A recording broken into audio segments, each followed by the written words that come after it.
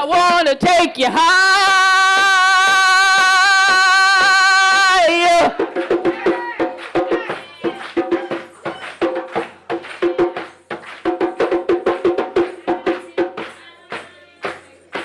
Oh, wait a minute. Come on.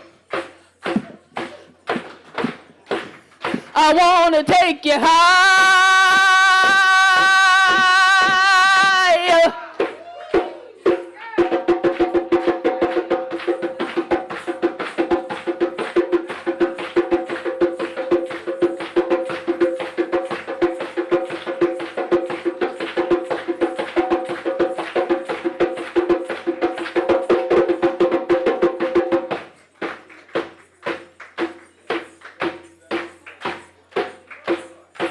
So Karen's getting ready to come. Keep things moving, because that's what a good MC does. She moves the crowd. And she does. And she's going to move the joist. But I have a couple of more beats I want to do, just a few.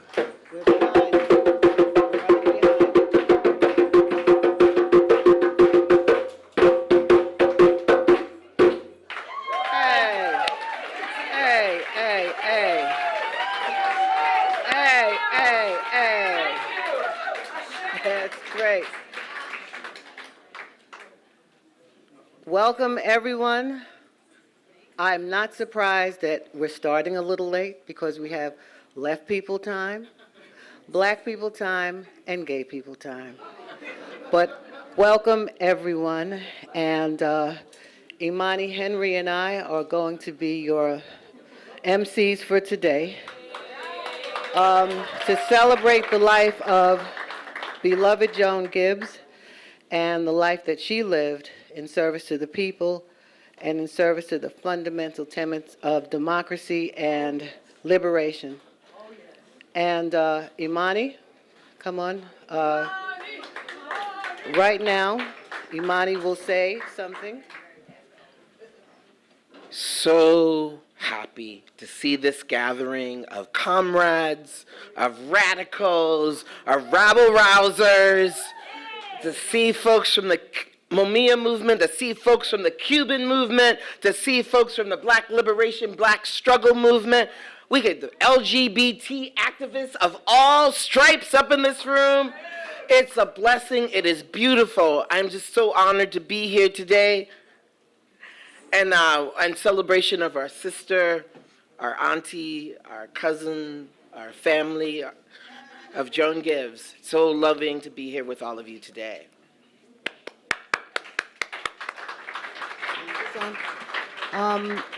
Someone from the People's Forum will offer a welcome.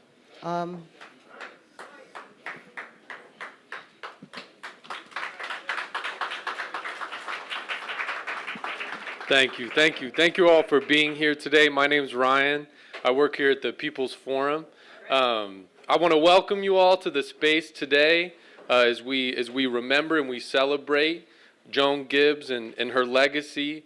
And here at the People's Forum, it's extremely important to us to celebrate the long legacy of the revolutionaries who have come before us. We have many young people that come into the space. And a lot of young people don't know the stories of the people who preceded us and built the movements that we continue to build today. So it's extremely important to us to have the wisdom and the experience that we have here in the room today. And I just want to mention that I would be remiss to not say that there's only a few of us here today who work at the People's Forum because most of our staff is in Washington, D.C. today. As I'm sure many of the people that you know and love are as well, because Joe Biden and the U.S. government have said repeatedly that, oh, this is a red line, that's a red line. But there doesn't appear to be any red lines for the U.S. government. So we say that we, the people, we are the red line. And they're out there right now, they're surrounding the White House with a big 500-foot red banner saying, we, the people, will be the red line that stops the genocide in Palestine.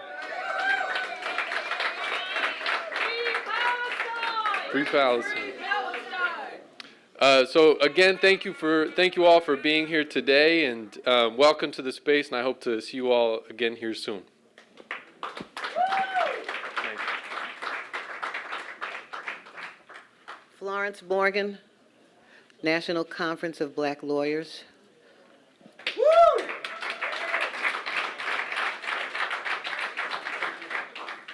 I'm short, so I never can figure this out.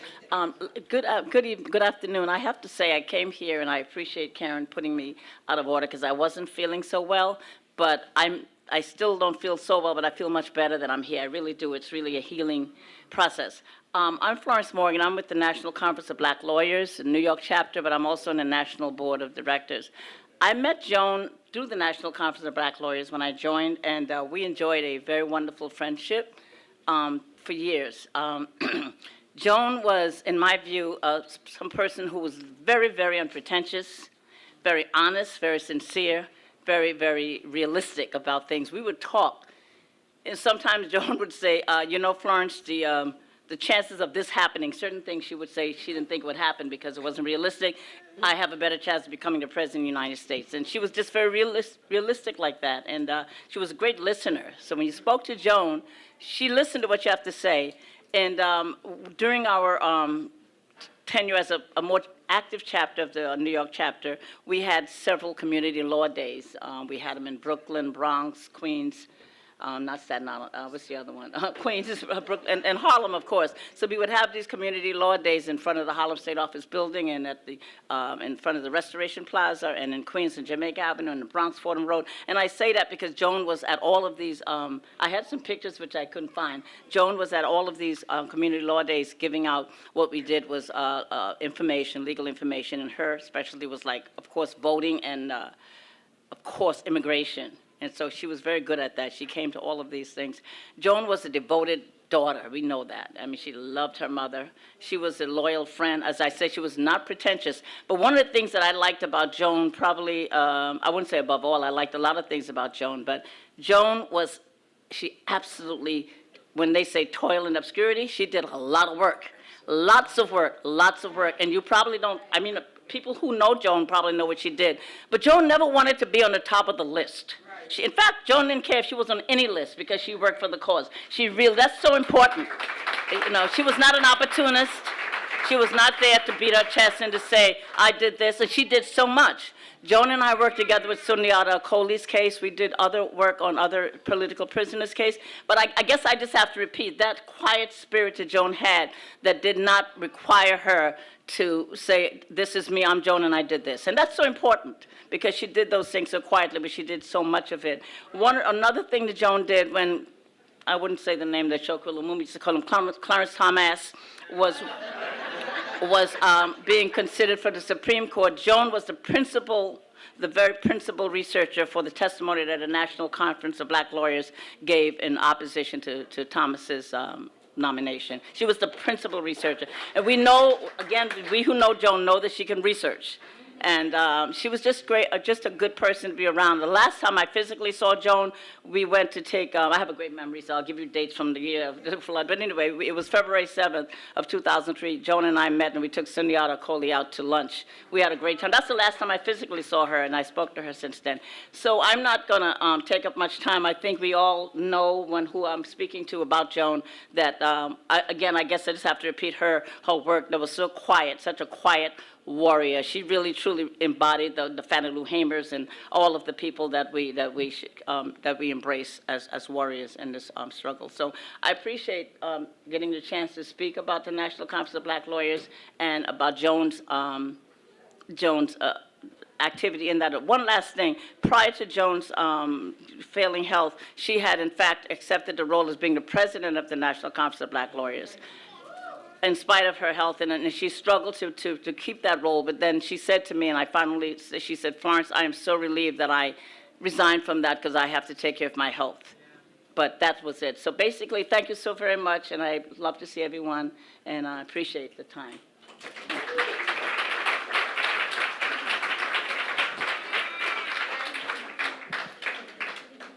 Thank you so much, Speaking of a political prisoner that Joan worked tirelessly for, Mumia Abu-Jamal has some special remarks about Joan and all the work that she's done and how she was a powerful badass in the movement. I'm just going to say badass because she was. Anyway, the hookup for Mumia, please. Joan Gibbs Esquire, presente. Her name was Joan Gibbs, a lawyer by training, an activist by instinct, and a woman who lived her life in social movements, fighting for social change. She was born on January 17, 1953, in Harlem, New York. She was raised in Swan Quarter, North Carolina, where her family dwelled. She would return to New York, Bed-Stuy, Brooklyn, when she was 14 years old. She attended the Bronx High School for Science during the 60s, a time of tumult and social ferment. She later attended SUNY's Empire State University, where she earned her bachelor's degree. Black Panther veteran and member of the famed Panther 21, Afeni Shakur, advised her to go to law school, which she did. Shakur may perhaps be better known as the mother of rap superstar Tupac Shakur. Joan would graduate law school at Rutgers in 1985, where she studied constitutional and civil rights law. The rest, of course, is history. Joan Gibbs blazed a remarkable path in the law. She was named the Marvin Cartaken Fellow of the National Office of the ACLU. She served as staff attorney of the ACLU's Women's Rights Project. She was also a member of the National Conference of Black Lawyers, International Affairs section. She also served as staff attorney for the Center for Constitutional Rights. For almost 30 years, she served as general counsel for the Center for Law and Social Justice at Medgar Evers College in her beloved Brooklyn. She threw her prodigious energies into protecting the constitutional rights of many of the oppressed and downtrodden. She aided in the cases of political prisoners, like the late Black nationalist Herman Ferguson, and Black Panthers like Dhoruba bin Wahad and Sundiata Acoli. She also played an important role in the defense of the group known as ACT UP New York, which engaged in numerous protests in the 80s and 90s to bring attention to those suffering from AIDS, HIV. Her colleagues called her the ultimate compliment, a lawyer's lawyer. In her personal life, she strolled down the lavender lane as a lesbian woman. She helped found Azalea, a magazine of third world lesbians, featuring poetry, fiction, and works by Audre Lorde, Sapphire, and Joelle Gomez. She spent her Saturdays by going to Barnes & Noble, grabbing several thick, naiad lesbian romance novels, and reading all night long. Where did her political consciousness come from? Where else? Her mother, Ruth Juanita Gibbs, who loved to read James Baldwin. One of her former partners, Elise Harris, called her a towering intellect. She joined the Young Socialist Alliance in high school. Before she went to law school, she worked for the legendary radical film group Liberation News Service. She lived through 71 seasons of spring. With love, not fear. This is Mumia Abu-Jamal. Joan Gibbs, Esquire, presente.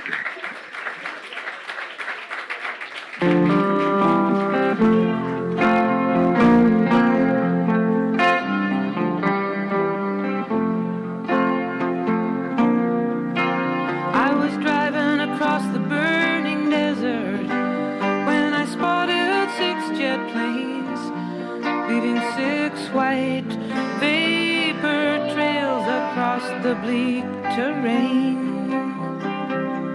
It was the hexagram of the heavens, it was the strings of my guitar. Amelia, it was just a false alarm.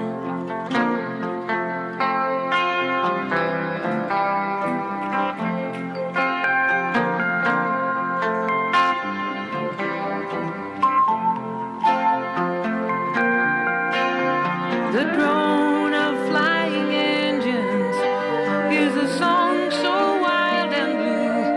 It scrambles time and seasons if it gets through to you. Then your life becomes a travelogue of picture postcard charms. Oh, Amelia, it was just a false alarm.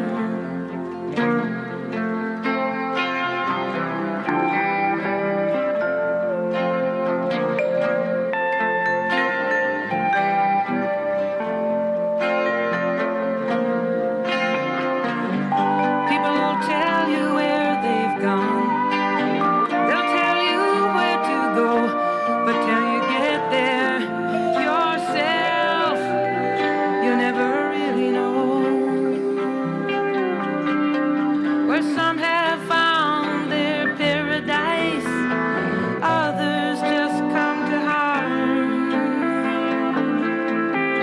Oh, Amelia, it was just a false alarm.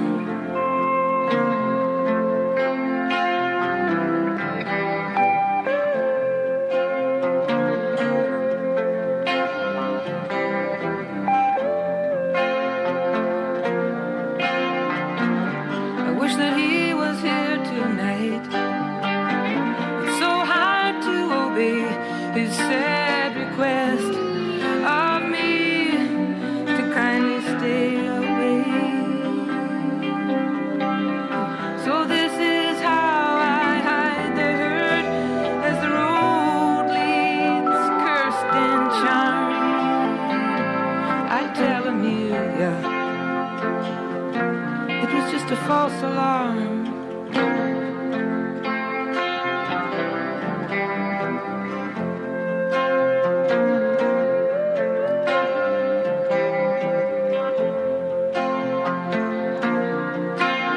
A ghost of aviation, she was swallowed by the sky or by the sea.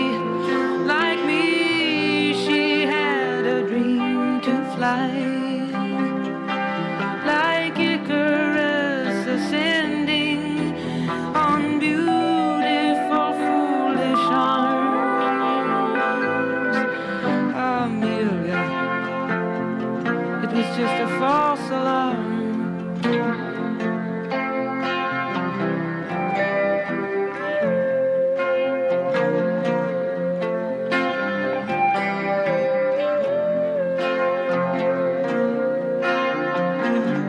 Maybe I've never really loved. I guess that is the truth. I've spent my whole life in clouds at icy altitudes and looking down on everything. I crashed into his arms. Amelia, it was just a false alarm.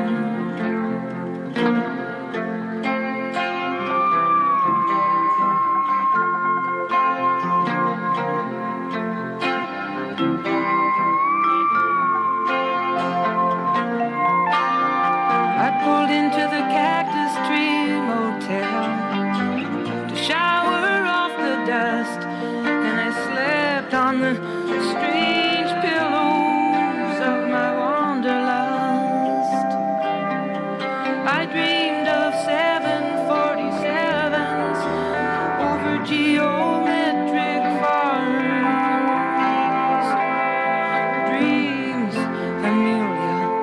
dreams and false alarms.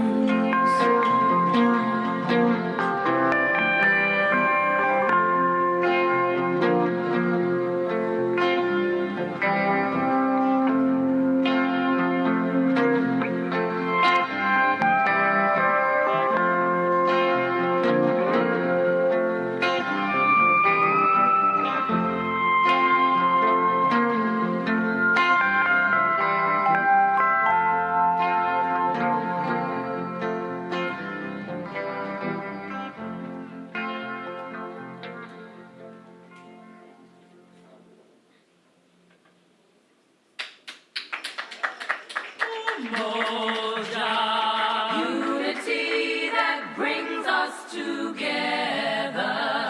Umoja. Unity that brings us together. Umoja. Unity that brings us together. Kujichagulia.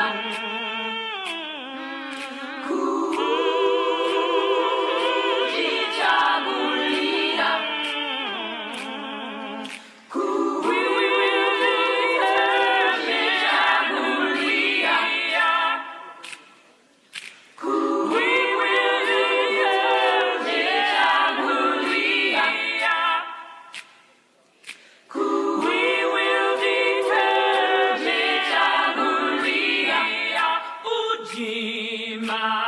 Working and building our union. Ujima. Working and building our union. Ujima. Working and building our union. Ujama. We'll spend our money wisely. Ujama. We'll spend our money wisely. Ujama. We'll spend our money wisely.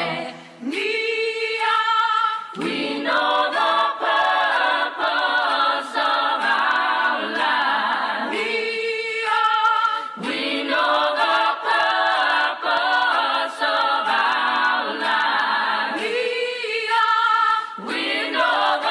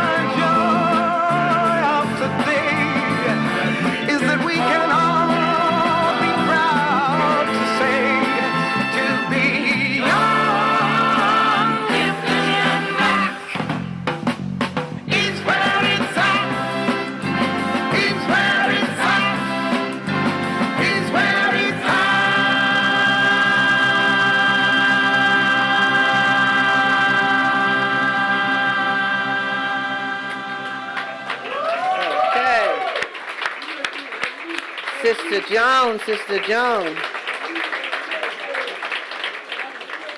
Now we are going to bring up Joan's aunt, Ta Brown. Ta has played in front of international audiences from Rome, Italy, to Beijing, China. And so, Ta, let's just hear you sing some blues, okay? And this is Marcus Persiani, her accompanist. And he has graced the stage with everybody from Curtis Mayfield and the Impressions to Jerry Gonzalez and everybody else.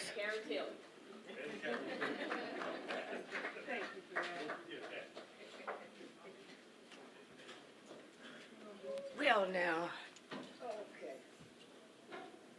and I can't read and sing. I'm gonna try, but I'm good at making up my lyrics. So, yes, this is a very special song for me. I love it. I love all of our music because they all have a lot to say. But right now, I'm so excited with the babies.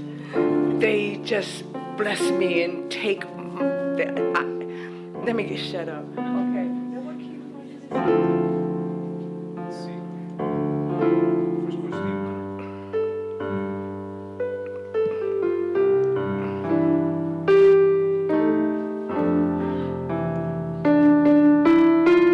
Should I be singing from here?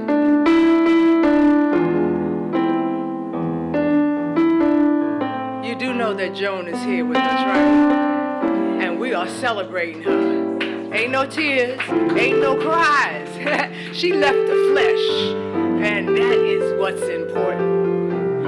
The flesh is gone. I've been here a million times, probably more. A song I love doing, and which gave it to me was Miss Shirley Horn. No complaints and no regrets. I don't believe in satisfies and breaking nets. As long as I still know I'm still a vet, oh Lord, to keep your winters warm.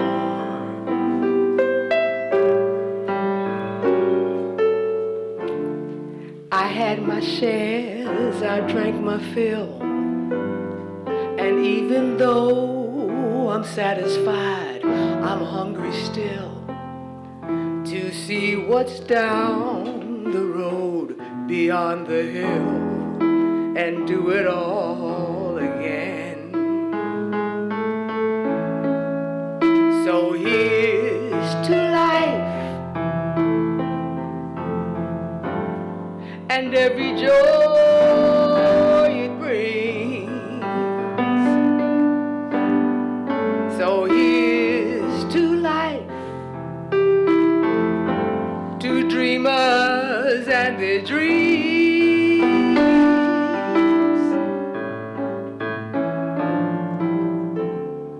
Funny how the time just flies, from long hellos to sad goodbyes, and the memories we all have inside to keep your winters warm.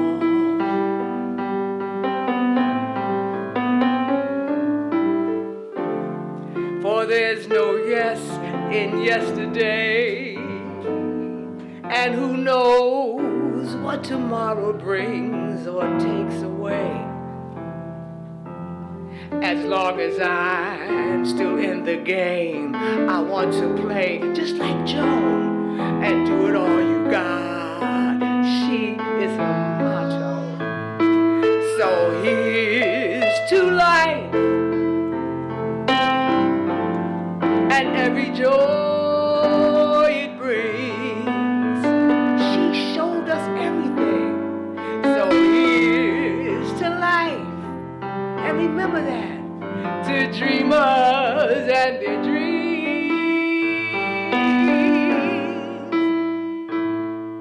May all your days be weathered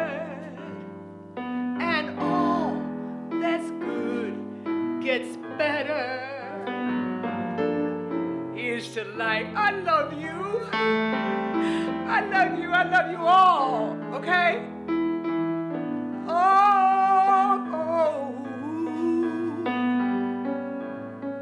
may all your days be weathered, and all that's good gets better. Where's my man? Here's to life. Here's to love, to all of you. Come on, sing it with me.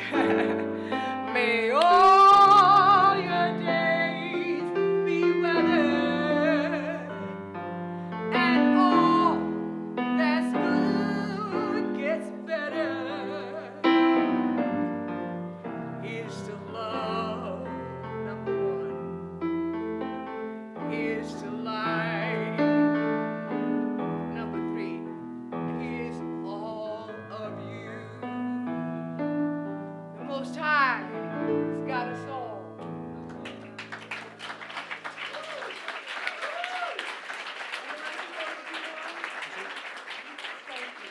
Thank you. Now I'd like to say a little something too. Let me see here now. Wait a second. Today, oh Lord have mercy. Now, you know, a lot of us had wrote a lot of great music, and they're here to stay. We have some profound speakers for us in music, because music is power. Music is a healer. Music is love, period.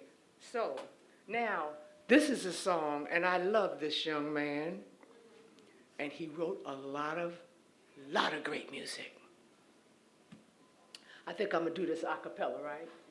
Oh, you do? You all right with it? Okay. I thought you were gonna do the blues. Okay.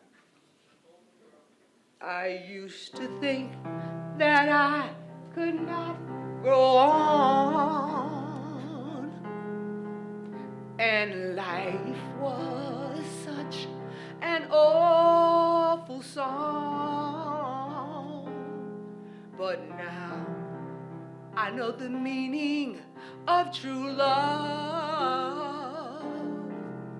I'm leaning on the everlasting arms. If I can see it, I can be it. But if I just believe it, there's nothing to it. I believe I could fly. I believe I can touch the sky. This man wrote every day. Wing my head and walk away. I believe I can soar. See you walking through that open door. I believe I can fly. I love you so much. I believe I can fly. I believe I can fly.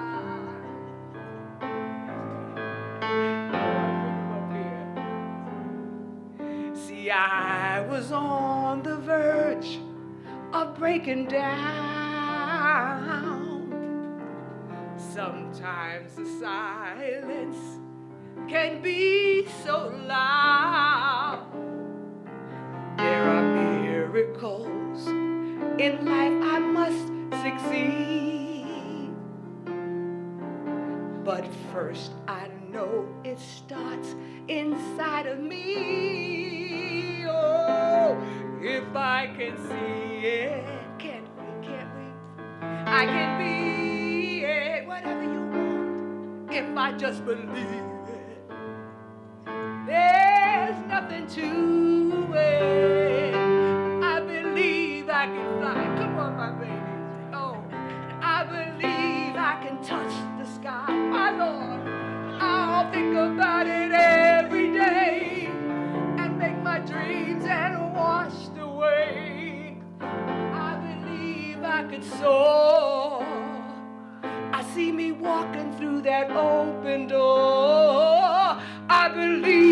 can fly. I believe I can fly. I believe I can fly if I just spread my wings and fly. Lord, I can fly. I can fly. Oh, hallelujah. Most high love. Love is the power. No religion, but the power. It is. I got some blues too.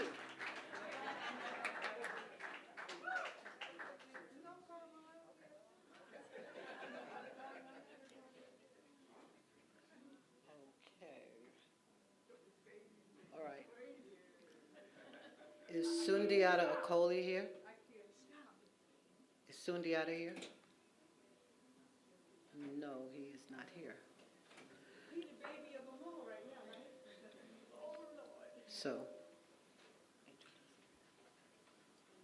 So now we're opening up.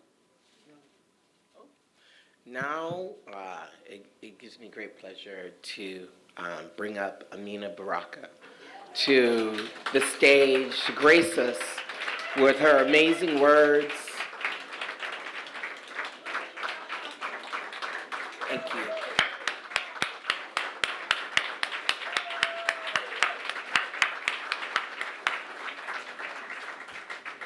Better be thanking Dr. Rosemary Maley. No, because she kept me up with it. It's not, oh Lord. I can think of Jones telling me, I call her and we be talking and talking and talking. After a while, Jones say, Amina, I have to go eat.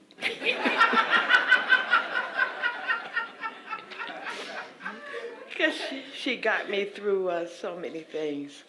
And I really want to thank Dr. Rosemary and Sam Anderson for making sure that I knew about any of this. This is a poem of Joan's. It's called Untitled Poem for Myself.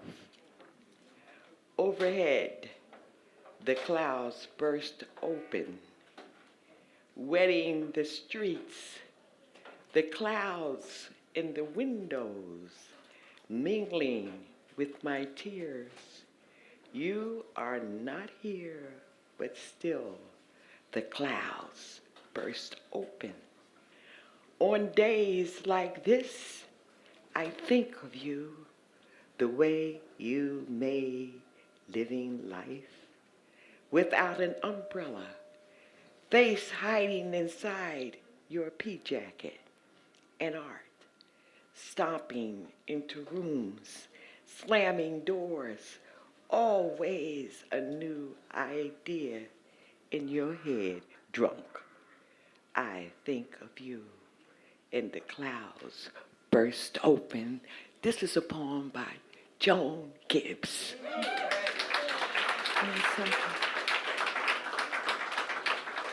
And I would like to end, if I can find it, with this tune that Billie Holiday sang. I'll be seeing you in all the old familiar places that this heart of mine embraces all day through.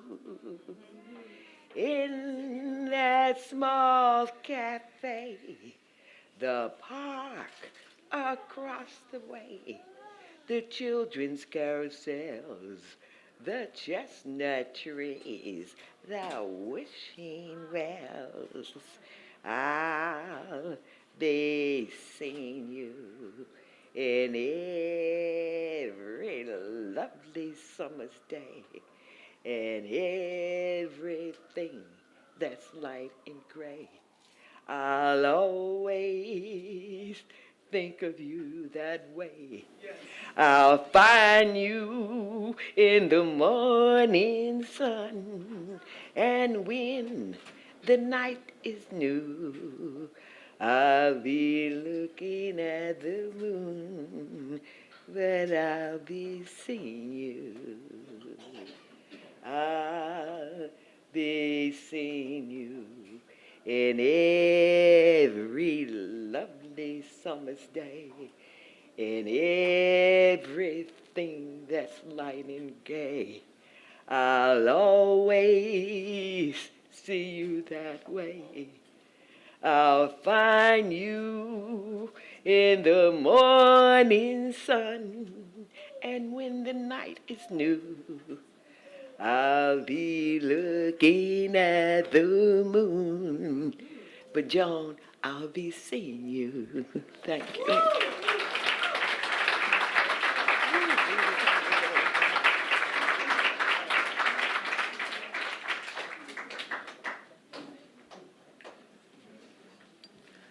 We're now going to open up the floor for any remarks. Please try to keep them to 2 minutes. We're behind time, around 40 minutes now.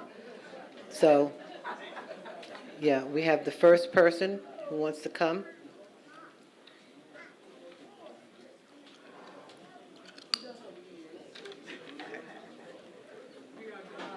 Thank you.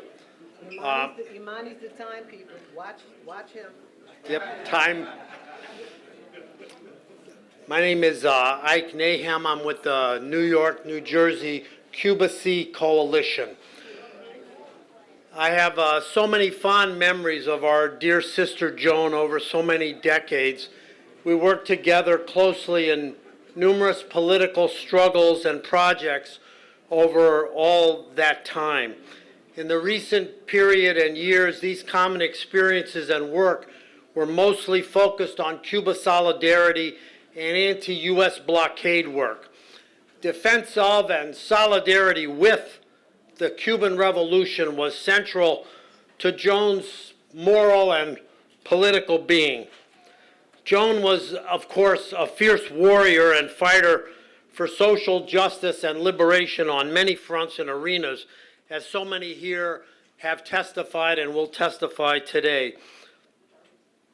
Joan stayed true to her revolutionary socialist and Marxist principles throughout her life, year after year, decade after decade.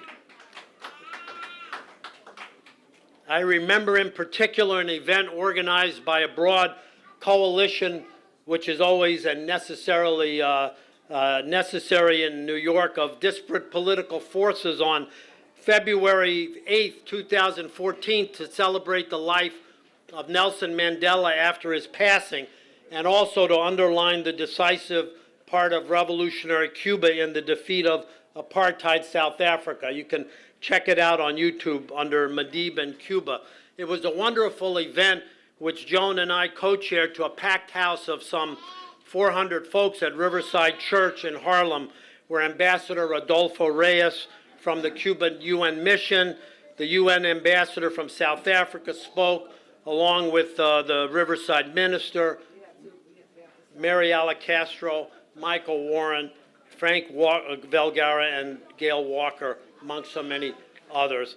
I'm so privileged and honored to get to know Joan and to have worked with her. And Joan Gibbs, presente. Thank you.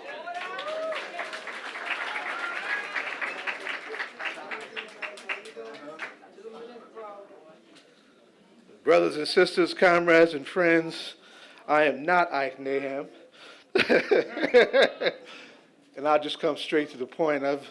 Most of us have known Joan for decades, because she's been with us in the trenches that long, for decades. I've known her for better than 3 decades. She was cherished and helped us start an organization that's in its 4th decade, the Malcolm X Commemoration Committee, when she was the lawyer of somebody by the name of Herman Ferguson. And somebody's not here today.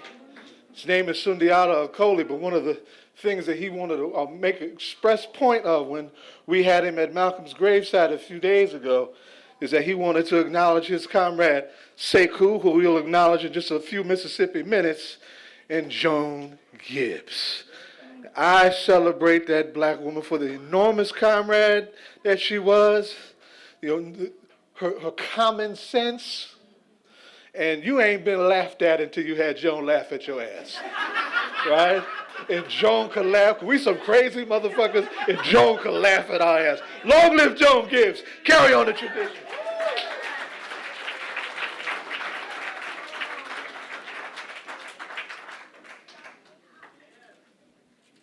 Peace, everyone.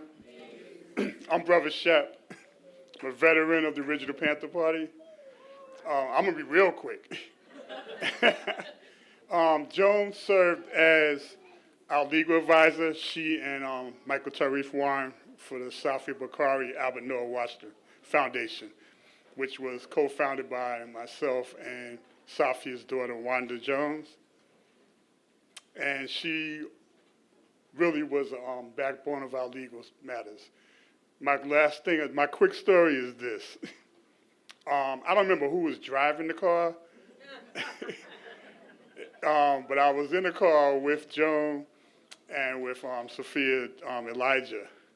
And over the radio, it came through that a whole lot of cops had got shot in the Bronx. And we were like, whoa. And Joan said, the BLA is back. It was Larry Davis. I just wanted to put that out there during that time. But that's just something that always stuck out in my mind, that she might have seemed like she was calm and all of that, but Joan was a revolutionary. Long live the spirit of Joan.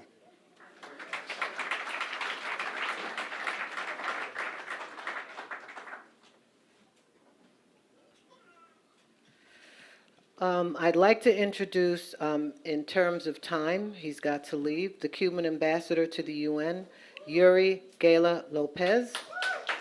He's here to honor Joan.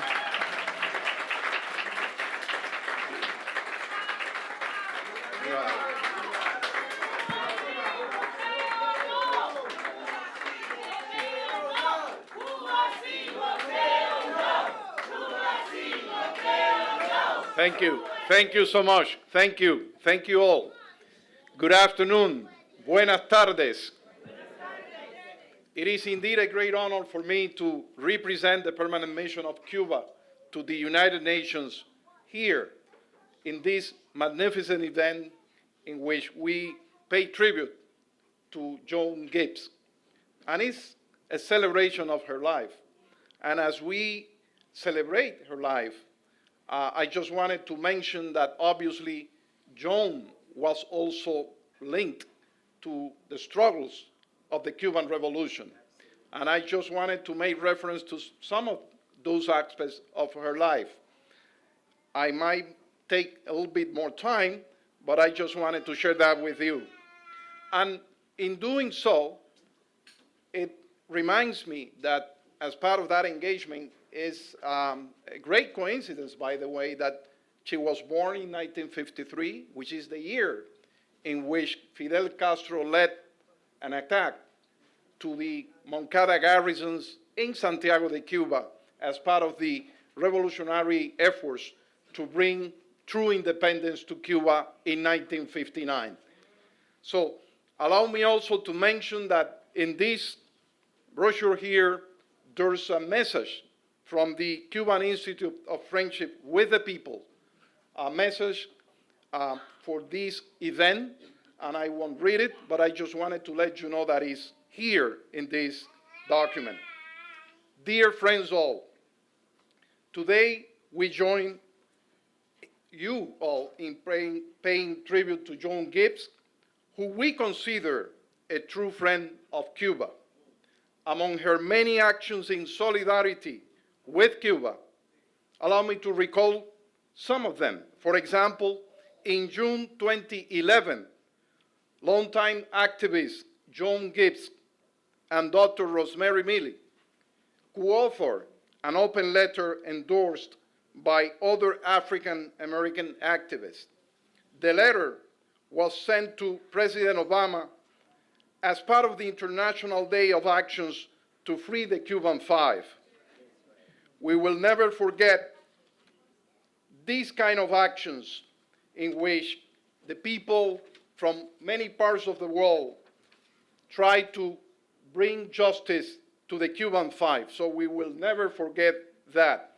But the beloved Joan Gibbs also played a key role in the campaign that in June 2023 eventually led to the passage of the New York City Council Resolution 0285, which calls on the United States Congress and President to end the Cuban embargo and Cuban travel ban and to remove Cuba from the state sponsors of terrorism list due to the unjust harm it causes to the Cuban people.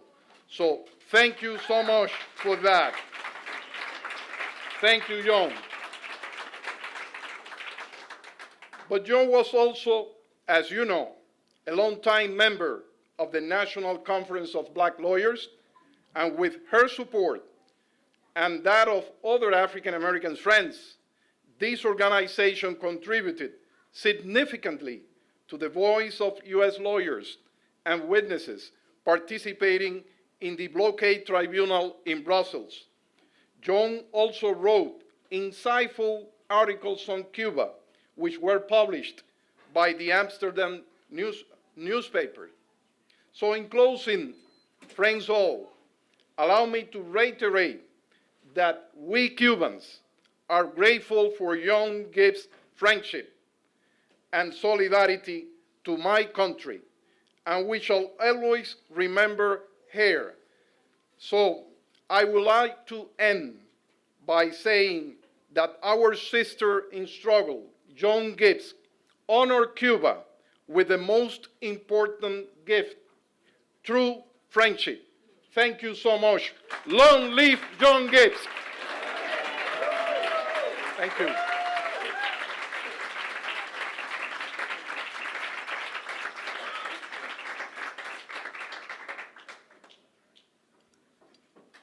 In the interest of time, we can only do 3 here, and then we're going to have a second session of remarks. So, brother.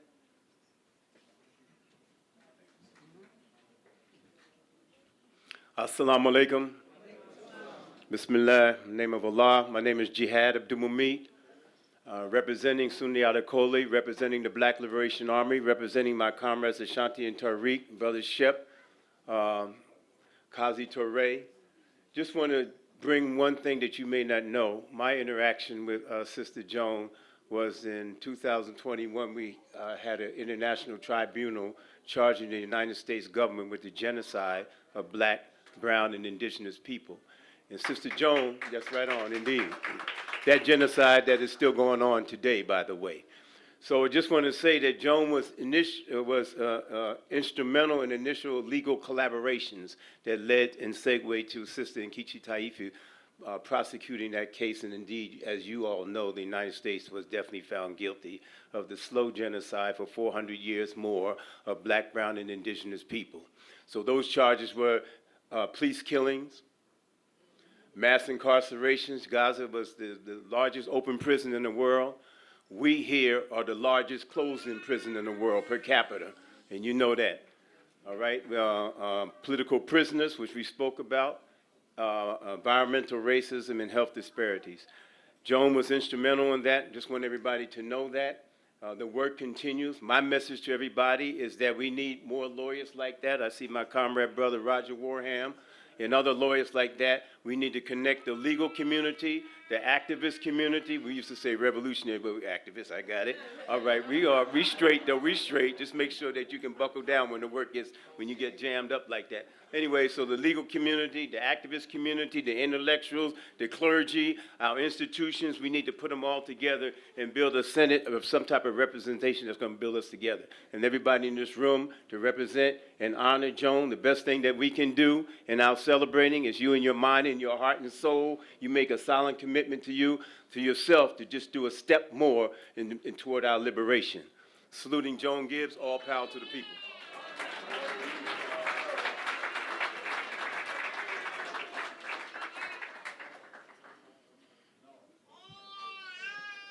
Peace, paz y muchas bendiciones. My name is Juan Cartagena. I know Joan Gibbs in the incredible struggle to ensure that all New Yorkers, especially Black New York, Latino New York, has a chance to exercise their voting rights and their voting strength. Because in Joan Gibbs, we have a reason why Black power is what it is in New York State and New York City. In Joan Gibbs, who together with my sister Esmeralda Simmons and so many other warriors made sure that the voting rights of our gente were respected. I could not miss today. I found out about this event just this morning. Esperanza, gracias. She let me know. I read it, and I just had to be here. I was an attorney with the Puerto Rican Legal Defense Fund, and for many, many years, since the 80s and 90s, Joan Gibbs has been a warrior in making sure all of us, our viewpoints and our voting rights are respected. So, pa'lante, Joan Gibbs, te amo. Gracias.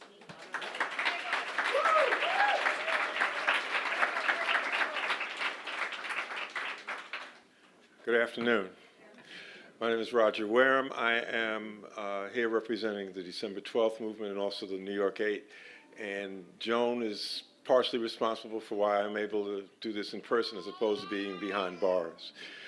Back in 1984, when Giuliani, you remember him, the U.S. attorney, who will soon be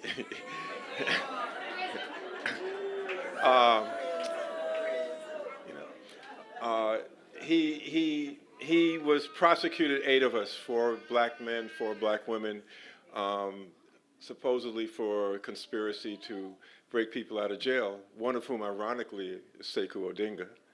So it's how things sort of come together that we're celebrating Joan at the same time as we're celebrating Sekou. Joan was part of the grand jury project. They had also, subpoenaed 8 of our folks, knowing that they would not testify before the grand jury. So in addition to the 8 of us, there was also, some of our spouses. My former wife Wanda, actually Joan represented her in terms of the grand jury. So Joan was embodied what somebody who has legal training is supposed to do. You provide your legal training, but you're also an activist. You also have forethought and analysis, and Joan brought all of that. And on top of all of that, she was just a wonderful human being. So I think Joan was very on point around the question of what's developing in this country at this time, and that if we really want to honor Joan, we have to come together, put aside our differences, and unite in the struggle against fascism. Long live Joan Gibbs.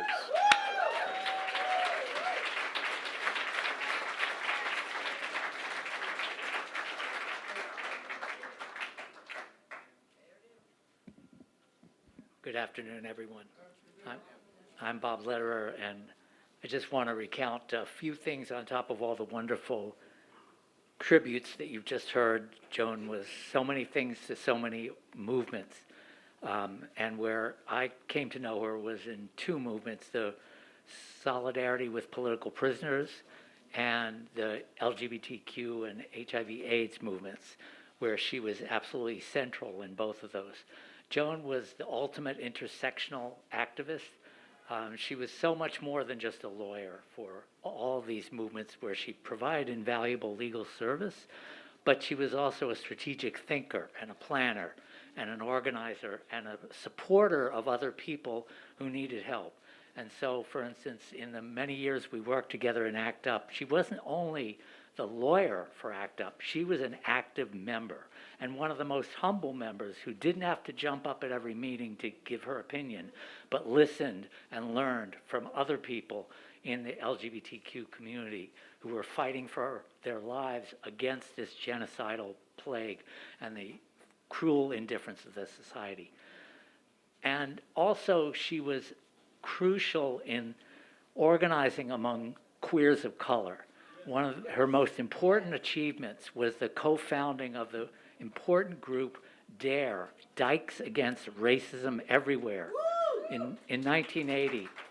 And DARE really took the bull by the horns and said, we're not going to tolerate racism in the gay community, and we're not going to tolerate homophobia in the Black community or any other community. And she fought, and that group fought tenaciously, and that was a really important contribution. And just the last example of her intersectional view was her role in the coalition that I just forgot the name of, but it was a coalition against, for abortion and against sterilization, linking those crucial issues that are too often separated. Carassa, thank you so much. Carassa was a really important challenge to the white-dominated feminist movement that singled out abortion out of the context of the attacks on women of color as well. So thank you for everything, Joan. You were a wonderful friend and a wonderful ally. Joan Gibbs, presente.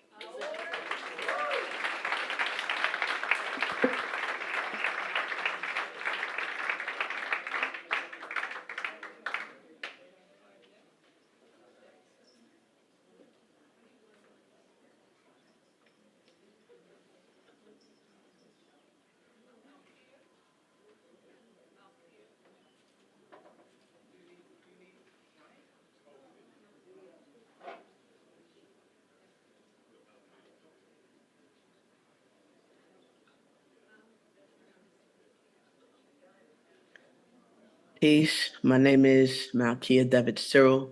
Janet Cyril was my mother, and Joan Gibbs was one of her best friends until she died in 2005, making Joan my auntie. I wish I could be there with you all to celebrate her today, but I'm glad that I get to make this contribution in this way right now. Most of you know Joan as a fierce advocate of the rights of Black people, political prisoners, whether at the Center for Constitutional Rights or at the American Civil Liberties Union or at the Center for Law and Social Justice at Medgar Evers College. She was out here, right, fiercely advocating for us, all of us.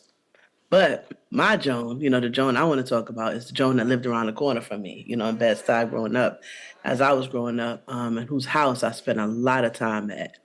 My Joan, the one I want to talk about, is the one that showed me how to live unapologetically as a queer person in a homophobic Black movement and as a anti-racist Black person in a very racist white left. Um, Joan helped me to understand how to be an internationalist inside of sometimes a very narrow nationalistic movement. And for that, for the way she gave me my politics, the way she shaped me as a human being, I am forever grateful. I came out as queer in 1987. I had just turned 13, and in the 80s, in that time, Joan had provided legal representation to the members of ACT UP. And y'all know ACT UP was a groundbreaking activist group that in its late 80s, kind of early 90s life, it pressured the government and other officials on HIV and AIDS issues. And I learned, right, from this organization and their tremendous contributions to narrative strategy and direct action. I learned how to be, in part, some of my understanding of how to be an organizer, how to be an activist, actually, in that frame, came from ACT UP and directly from Joan. Because of Joan, I understood there to be no real distinction between the struggle for Black power and the struggle for LGBTQ rights.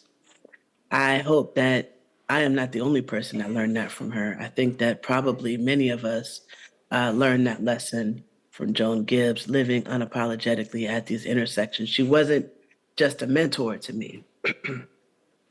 I don't even think I really realized that Joan was my mother's friend until later. I thought she was my friend.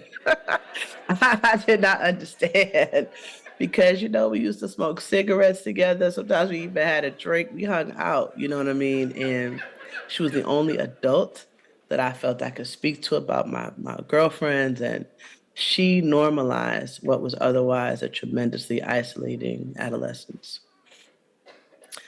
Joan fought for freedom. She fought for rights at the crossroads of intersecting oppressions. And she did it with a raucous laugh. She did it with a stubborn will. We all know she was stubborn. Anybody that knows Joan knows she was stubborn. But may we all learn from Joan that our shared future depends on our collective freedom. Long live the memory of Joan Gibbs. Love you.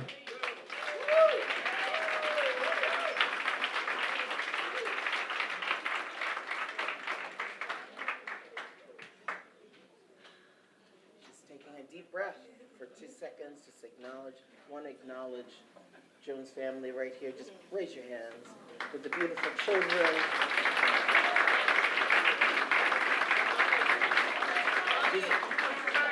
Oh, okay. So sorry, everybody. The mic. I just wanted right now to call on, I believe we're about to be entertained by some of Joan's former clients, a hip hop group. They're coming to the stage. Am I correct? Yes.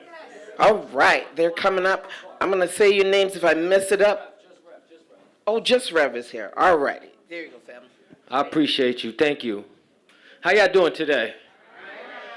Right? Presente. That's what we like to say. So I'm going to count to 3. 1, 2, 3, and we're going to say presente. 1, 2, 3. Presente. I like it. Joan was a special person in all of our lives. That's why we're here today, right? For me, personally, she showed up when I was in need, right? And I'm sure we all have similar experiences in our lives when we were in need and we turn around and who's there to hold us down is Joan. So in that memory, in the spirit of the power that she brought to this world and how she held it down, I'm gonna do a little a cappella rhyme. We switched it up. I don't need the beat. Thank you. My name is Ref, by the way. My group is Circa 95. It go like this. I can see them talking, but I don't hear the lies. They looking kind of nervous and they noses changing size. Kids is dying every day, but no one hears the cries, and they selling out your freedom for a burger and some fries. Basing your emotions on whatever you could buy. The party keeps on going and we never asking why. Cause they smoking and they drinking like we never gonna die. Feel like giving in and I never even tried. Let's talk about the real and what you represent. I say, yeah, you looking fly, but you cannot pay your rent. If you really want your rights, better find out where they went. Nothing new is here, so it's time to reinvent. Welcome to the main event where you could fight for freedom, but they gonna take it away from you quick. We living out here, we dying. My people's getting sick. But the time is now. So live it, face it down. Make it happen, take the crown. My people, we will be free. Make some noise, put your fists in the air one time. 1, 2, 3, we're gonna say presente. 1, 2, 3. Live in power, Joan Gibbs.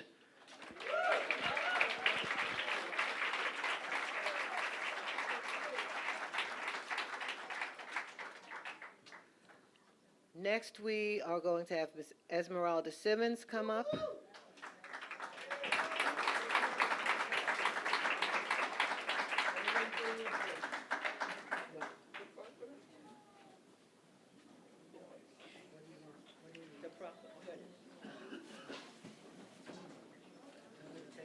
No, I'm good. Good afternoon, brothers and sisters. We are Joan's children. Look at this. We are her representatives on the planet right now. And for some of you don't know that I've actually known Joan for about 50 years. She went to high school with my sister, and that was in the 60s. And we met somewhere in the late 70s. And Joan was tight, scrawny, and a revolutionary. And when we first met, I said, you know, Joan, we're going to be working together for a long time. So let's get this clear right now. I support you. I support everything you are and everything you're working for. You never have to be concerned that I, as if it matters, would not approve of what you're doing. If you're doing it, Joan, I approve of it, and you need to tell me so I can be doing it too.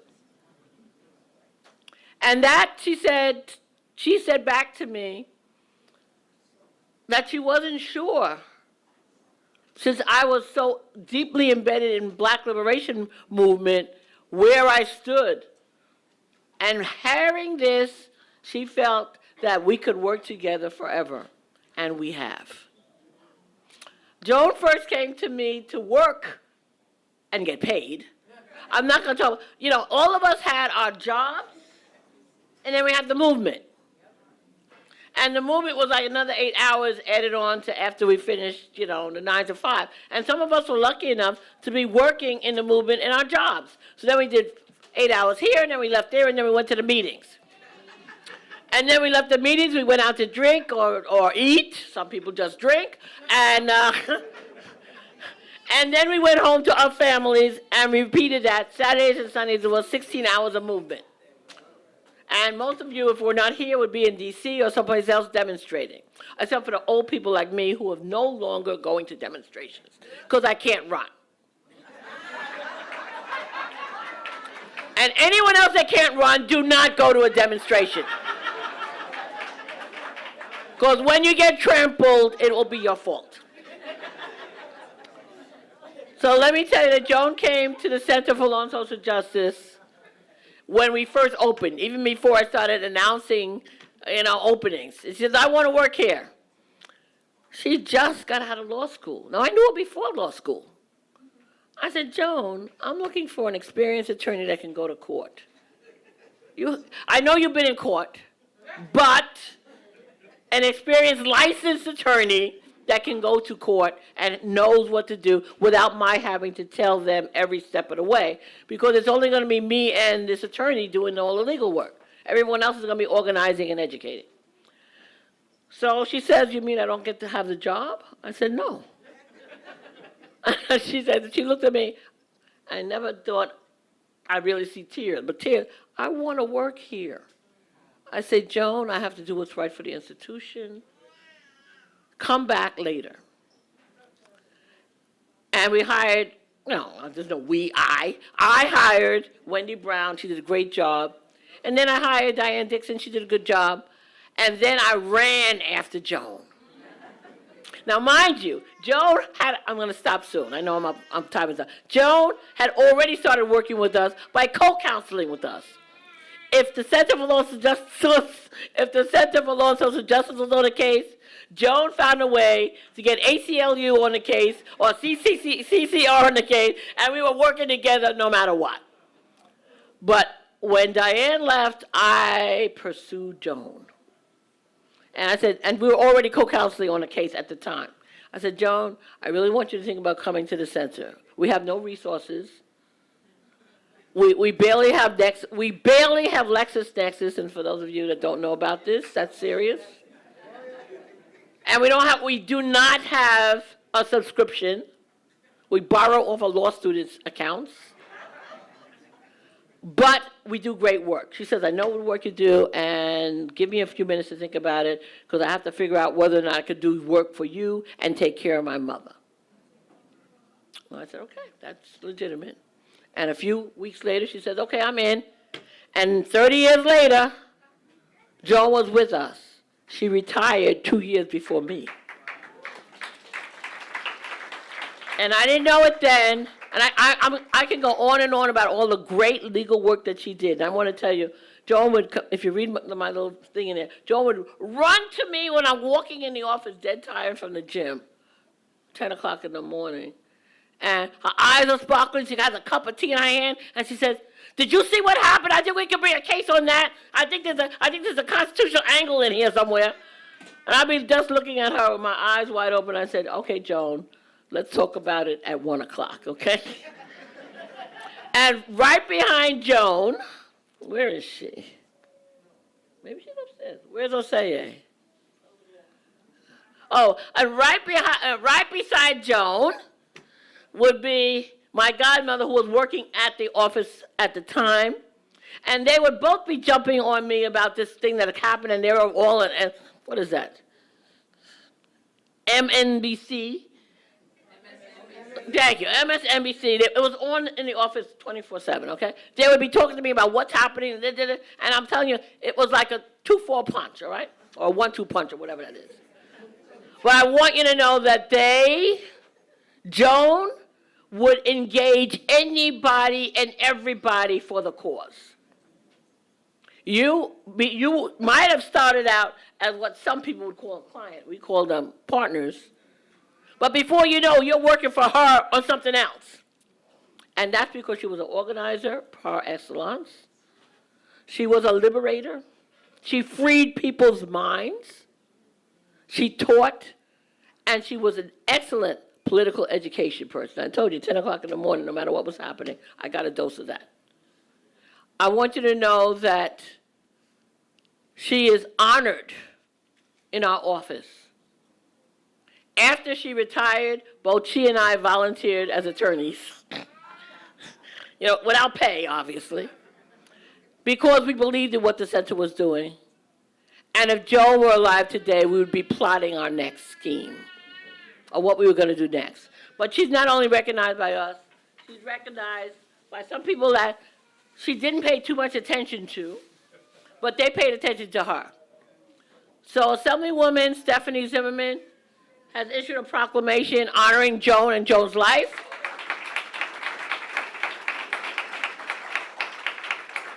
And some other elected official, I'll name their names so they don't deserve it. Because notwithstanding a month's notice, they couldn't get their act together to get the proclamations here in time. So the family, they promised you the proclamations. Don't worry. I will hound them till they get it. The borough president of Brooklyn, his office said absolutely, he's going to get you a proclamation. And these are people that know Joan. And also, her city council person, Chi Osei, who she's done a lot of work with and supported when other people weren't supported. She supported him. He could not get it together. But it will come. It will come. And of course, what they did say, both of them, not them, their staff, was that they apologized for that. But I told them Joan was about action and results. So I will expect that proclamation from your office, and I will make sure that the family gets it. I will say one last thing. Joan really didn't believe too much in electoral politics because she knew the truth. They can't do much of anything. Even when they're elected, they can't do much of anything except follow the party line and support the party in doing what the party wants, forget about their community and their constituents or whatever. But she also realized that there's some symbolism in it. She got Chi Osei to put forward that proclamation from the city council. And that was a lot of work. You got to give Dr. Mealy a hand for that as well. Can you imagine how many visits it took to get that letter? If I've been working for 2 months on a proclamation, can you imagine how long they had to labor with Chi Osei to get that from the city council? But understand, if there is anything that was her middle name besides P, if there's one thing that P stood for, it was persistence. So let us be Joan's children. Let us be persistent. Presente.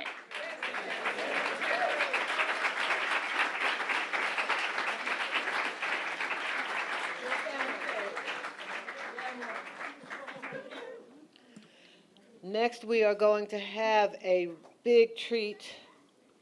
Talani Kennard has been singing nearly her whole life, and she was part of the most singingest group of black women ever, Sweet Honey in the Rock. And Joan and I share our love for Talani. She's one of our favorite singers. Oh, there she is right there. Talani, please come up. And she will be accompanied by Marcus Persiani again.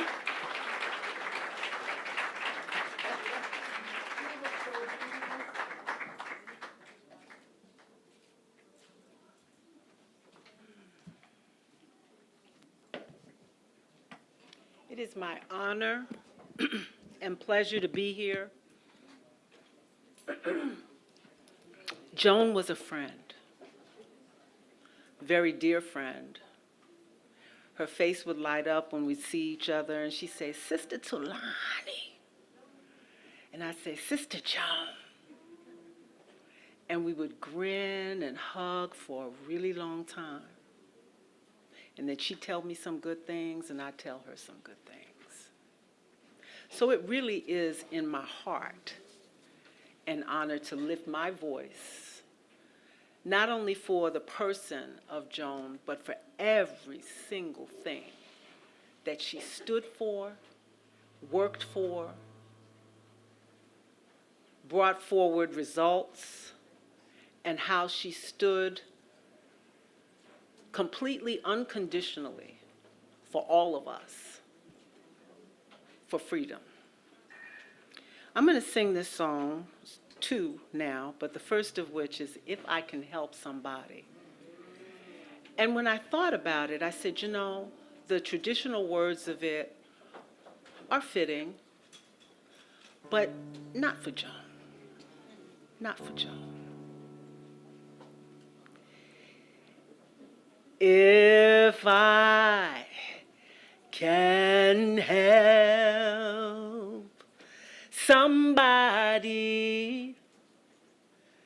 as I travel alone, if I can help my people when justice seems forlorn, if I can bring my love to my people who will always act up, then my living shall not be in vain. If I can share my love for humanity. Sing, baby. If I can stand for justice unconditionally, if I can take my brilliance and win constitutionally, then my living is not in vain. Then my living is not in vain. Whoa, my living is not in vain. If I can help somebody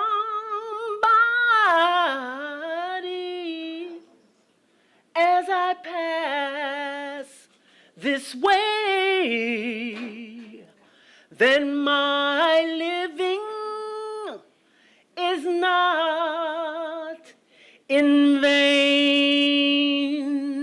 If I can hear the call of my ancestors and obey, if I can serve ACLU, CLSJ with all of my being, if I can give my heart poems to Azalea and Air and to my beloved, then my living, then my living, then my living, my living, then my living shall not be vain.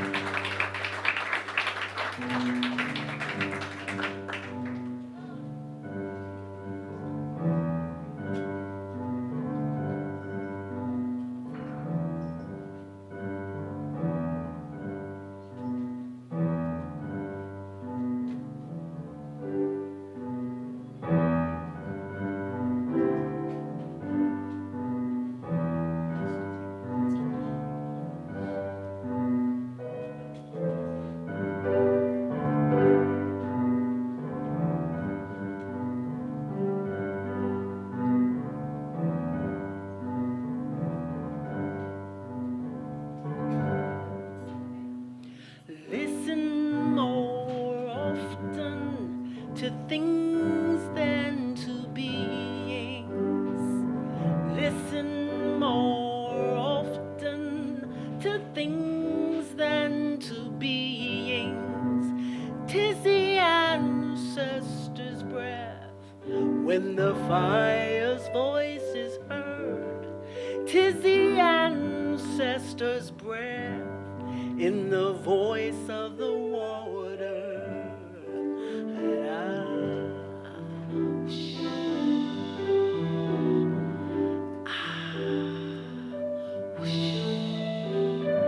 Those who ever died have never, never left. The dead are not under the earth. They are in the rustling trees.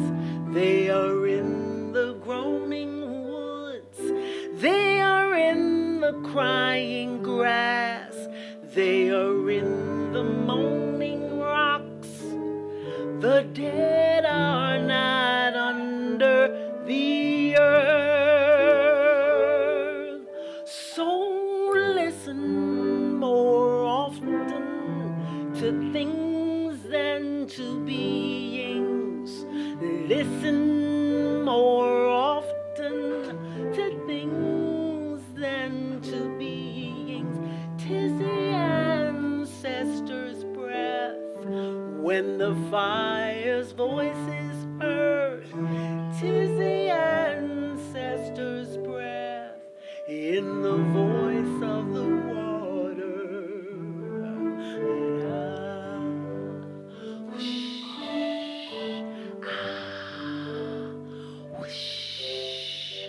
Those who haven't died have never, never left.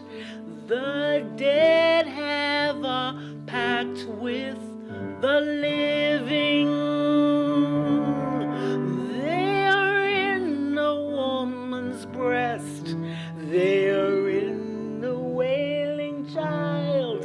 They are with us in our homes.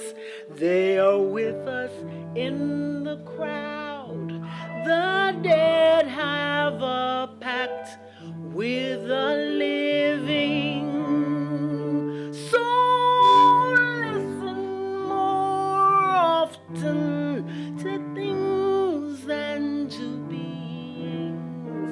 Listen more often to things than to beings.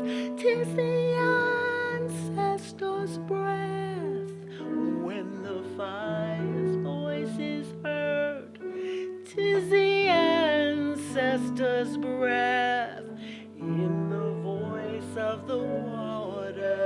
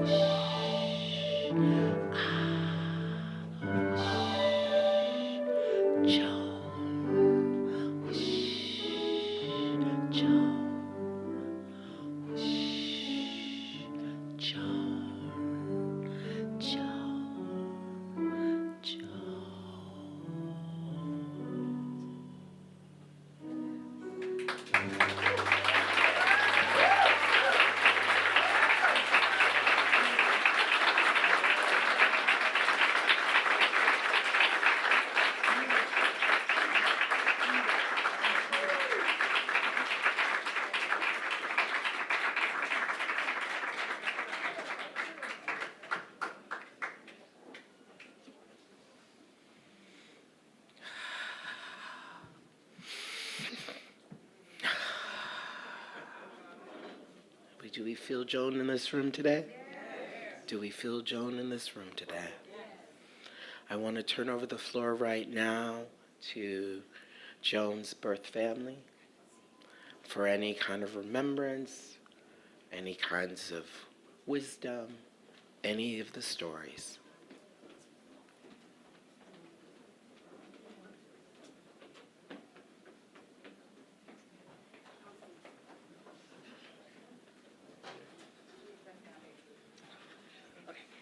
Hi, everybody. Thank you so much for coming. My name is Mafe.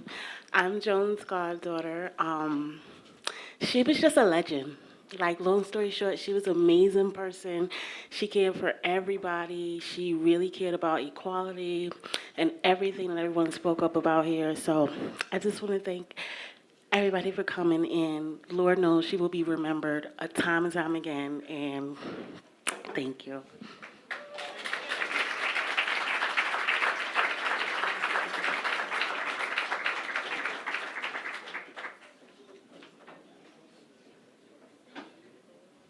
Hello, I'm Ebony, and I'm representing her Swan Quarter family. And, you know, it's so amazing to hear how you all interacted and how she interacted with you. And we just, you know, enjoyed the antics, the family antics, and you know, the stories of Swan Quarter and how they came up here to the north, you know, through my grandmother's house was a stop. And that was the gathering place between here and New York where everybody would come together, and how much she enjoyed to just be there, eat. She really loved a good meal. And she liked to stir things up. She loved to stir it up and then kind of slide off to the side and let everybody kind of argue. And once she got connected with Facebook, she kept doing it. And I would be like, what are you doing? You know, texting her behind the scenes, like, you just put that on the Facebook.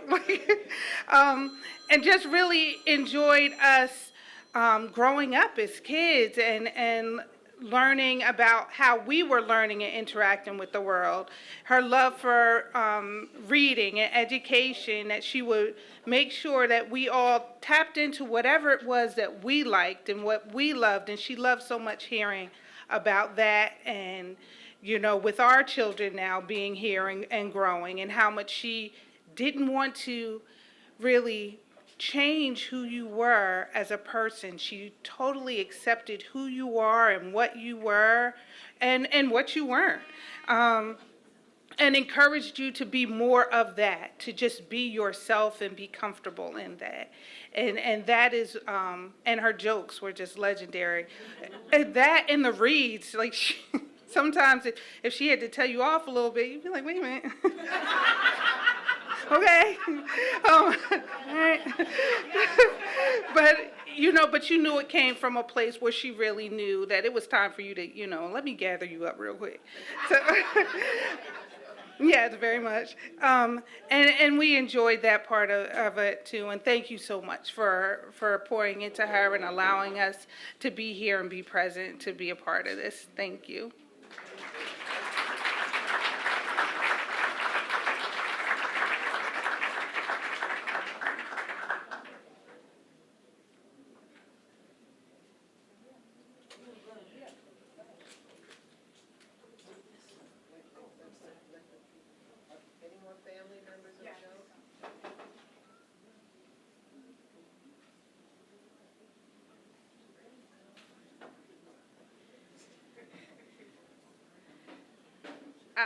Hi, everyone.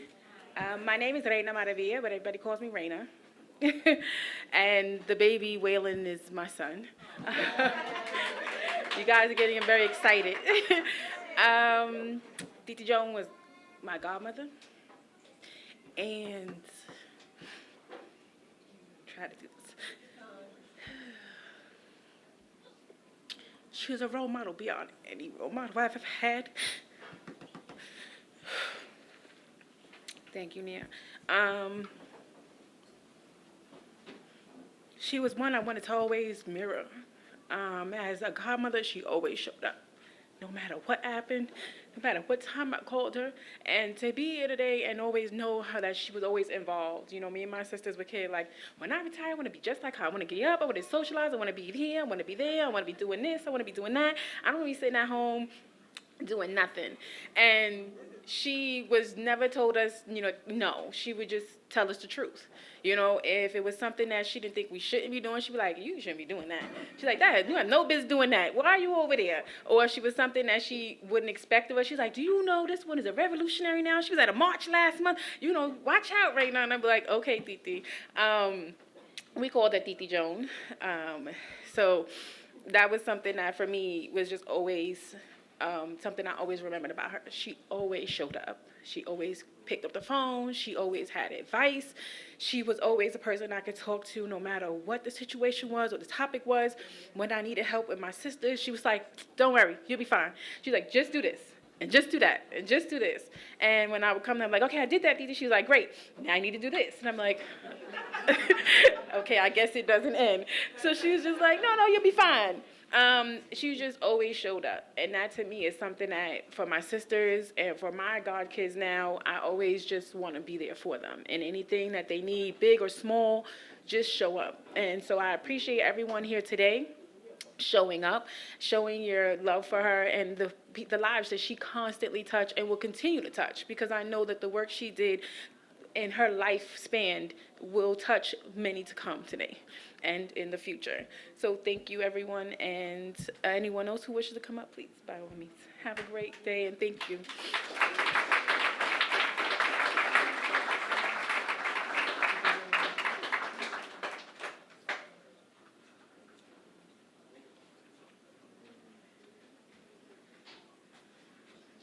Hello, everyone. My name is Mama Kinjambe Lavazari. I was one of Joan's goddaughters. Like she said, Joan was very influential in our lives. This section on page 12, was written by Mafe, another person who was one of Joan's goddaughters. I know you all are the literate generation, but just in case someone does not want to read, I'm going to read what Mafe wrote about her.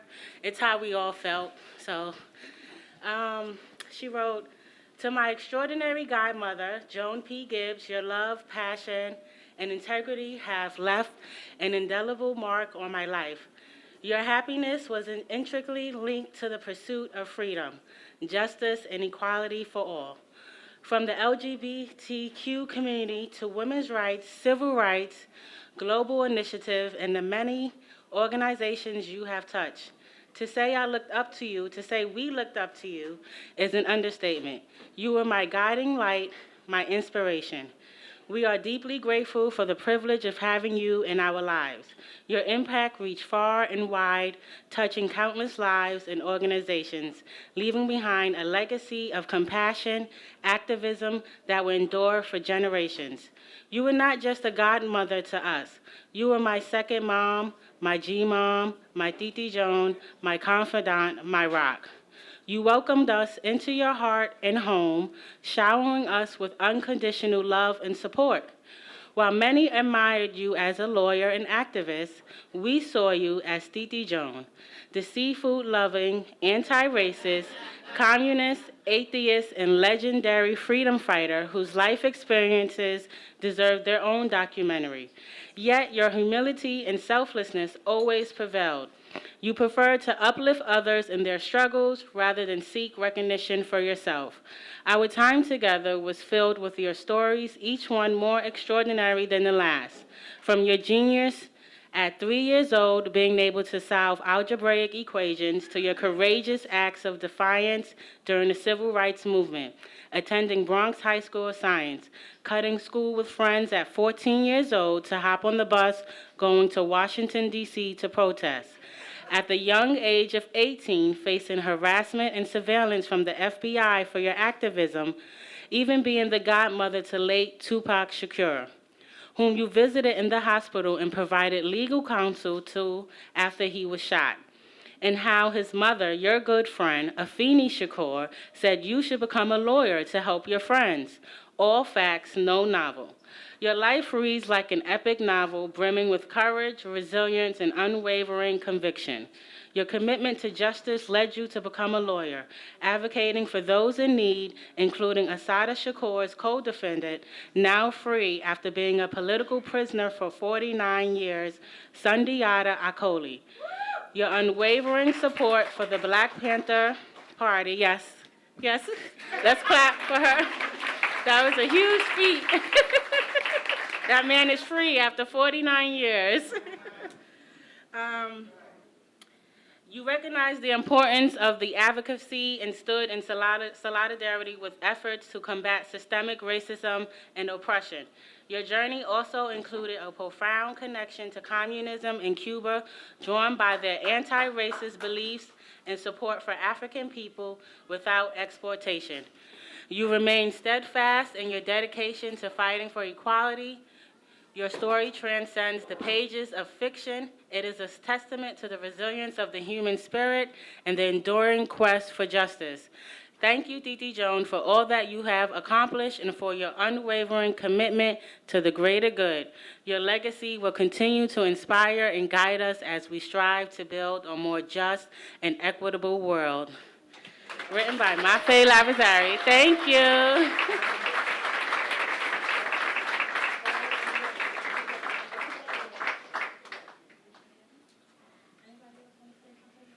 Excuse me, good afternoon. My condolences to the family. I just have one question. Is there any more family members on this side of the room? Are there any more family members of Ms. Jones on this side of the room? Because we will be serving family first. That's why I'm asking. I'm trying to, and we also will be going by rows. After the family is served, we will be going by rows. Someone will be escorting you around the table so that we can keep everything into an orderly fashion. Thank you.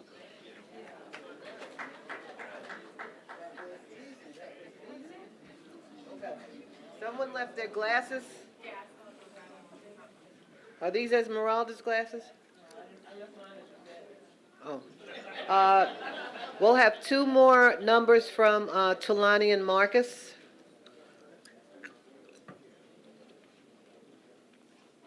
And in the interest of time, the next open mic part that we're going to have, we'll just have two people because we have to be out of here by 5 o'clock, and I'm pretty sure that's a hard stop. So just two people for each section.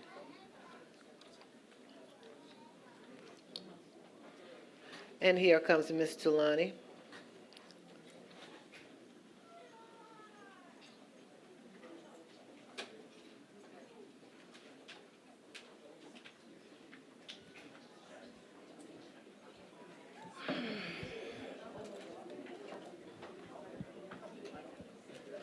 So, in the interest of time, I know Joan loved Nina Simone. Yeah, she did.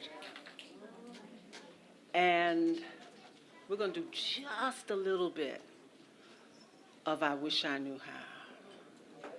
Just a little bit. And then I have something for you to do. Because we can't be in a movement and not sing. It is the singing that makes an intracellular connection, that brings forward the charge of our ancestors, that brings our intentionality to the forefront, that fuels us in moments where we feel we need a little bit more hope. We gain it through song. Frankly, I believe that a song will save your life. A song will save your life. A song can carry you to a memory that was so far back and give you everything about that particular time because it's in yourselves. So when we lift our voices, especially together, we're not only giving ourselves a sense of well-being, but everybody else who joins their voices together with ours, we are lifting each other up. So you can't do this work without being lifted. You can't do the work without taking care of yourself. You cannot do the work without knowing where the divine exists within you, whatever it may be to you. That connection is real and it stays forward. So, I wish I knew how it would feel to be free. I wish I could break all the chains holding me. I wish I could say all the things I should say. Joan said what she needed to say. Say it loud, say it clear for the whole world to hear. Oh, we who believe in freedom cannot rest. Very good, come on. We who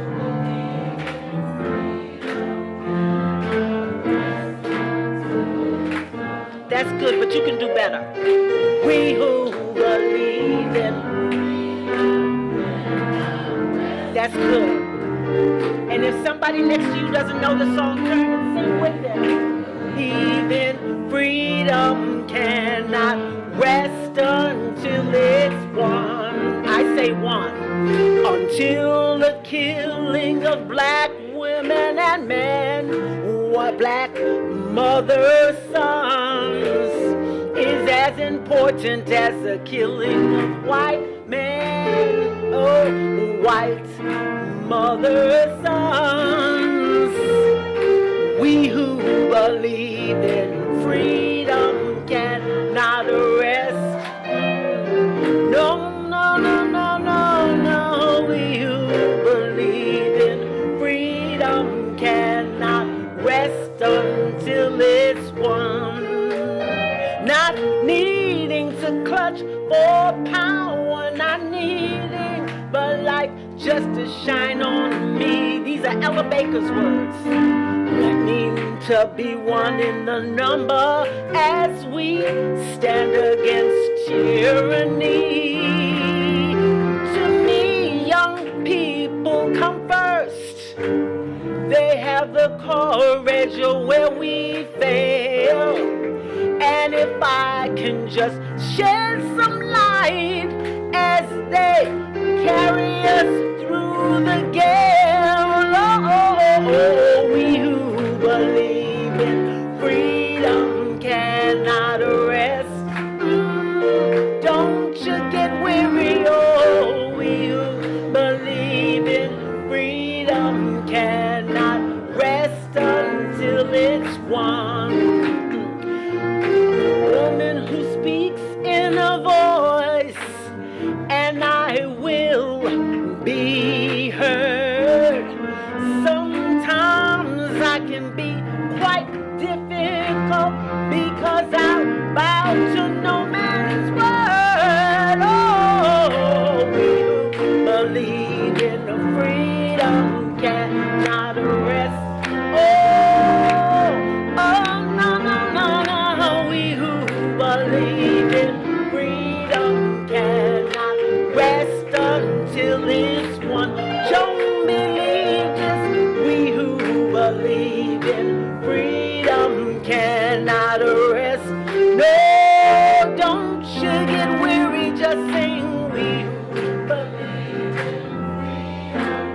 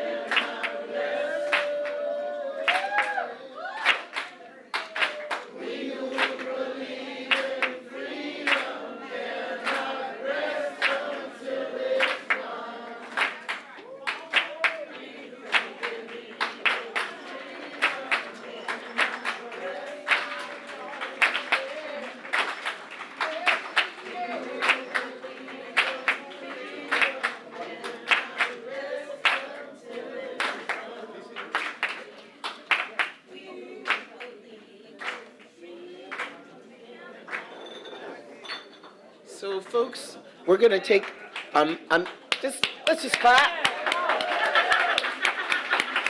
I love us. Thank you for that legendary, song that keeps us in the movement and the struggle. But right now, we're going to eat. That's what we're going to do. Because again, I don't know about you, but I was fed by Joan, so this is the moment that we're going to get some nourishment, because that's just to love food and the spread. So enjoy, and I take it back to the people.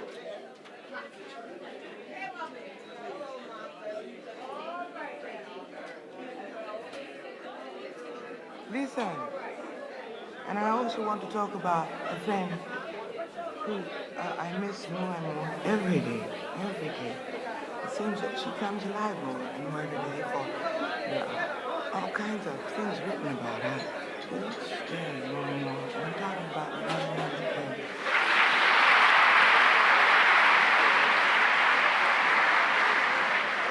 In this month's Esquire, you will find 2 articles about her. And of course, you know who she is. Dig that. And there's a play downtown, at least it was when we left, called To Be Young, Gifted. It's still there. And it's called To Be Young, Gifted, and Black. It's the story of her life, and Weldon Irvin and I got together and composed a tune in memory of her. And I think that very soon now, maybe 4 or 5 weeks, I won't be able to sing it anymore. For each time I do it, she comes a little closer and I miss her a little bit more. So, for her, for she is here with us and she approves, To Be Young, Gifted, and Black, and we invite the swordsmen. Did you enjoy them?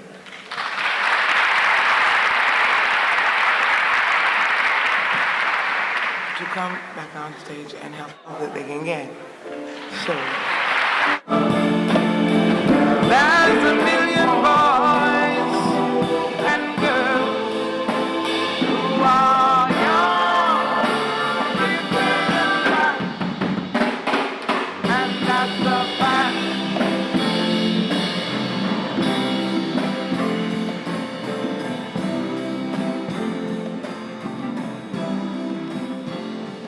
You are young, gifted, and black. We must begin to tell how young. There's a world waiting for you. Yours is the quest that's just begun. So when you're feeling real low, there's a great truth that you should know. To be young, gifted, and black, the whole thing high.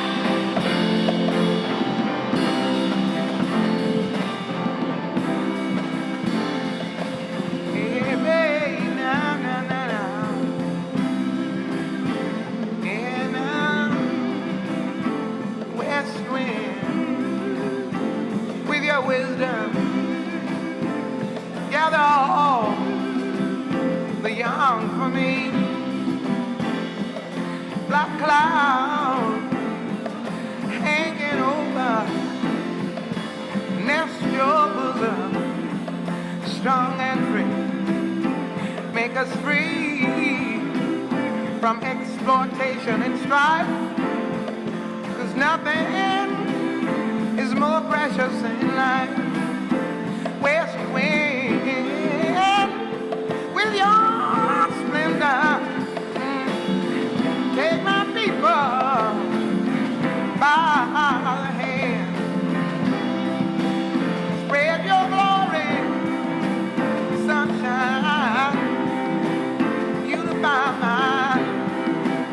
Unify my promised land. Hey, unify.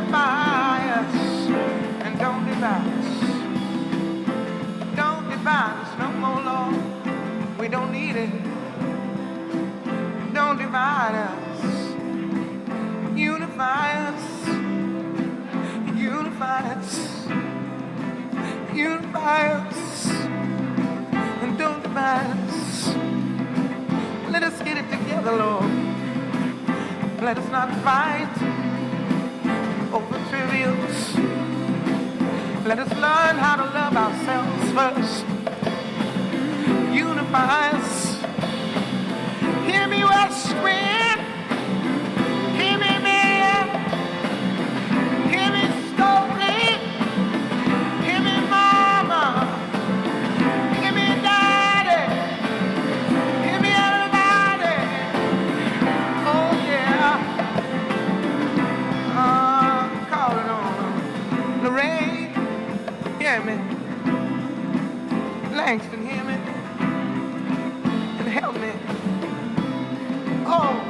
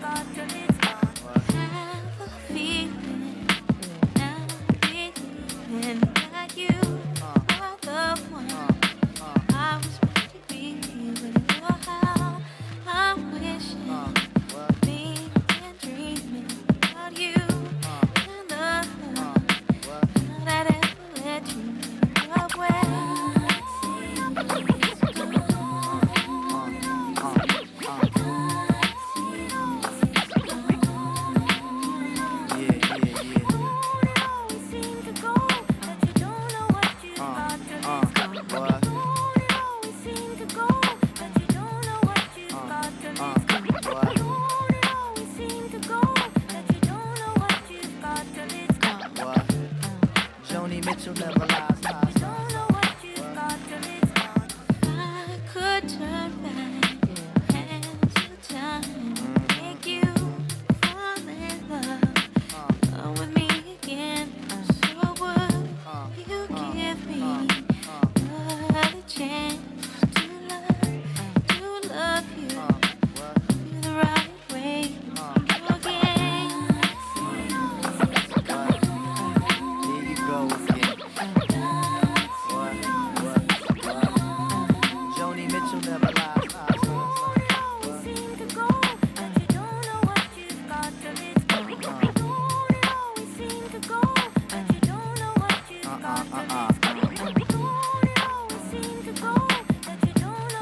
two. Yeah.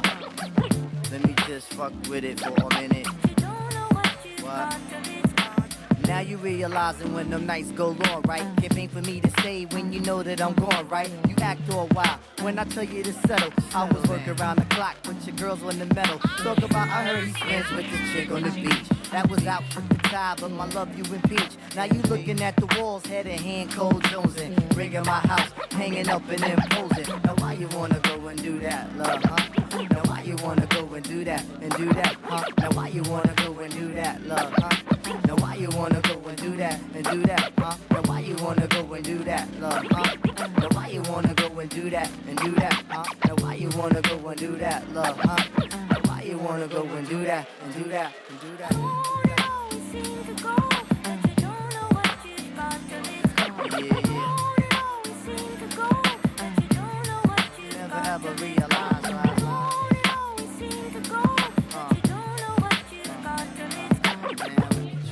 Joni Mitchell never lies. You don't know what you've got till it's gone.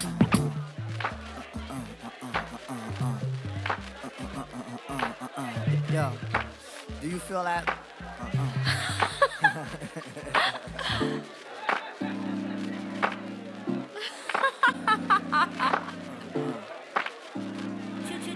You don't know what you've got till it's gone.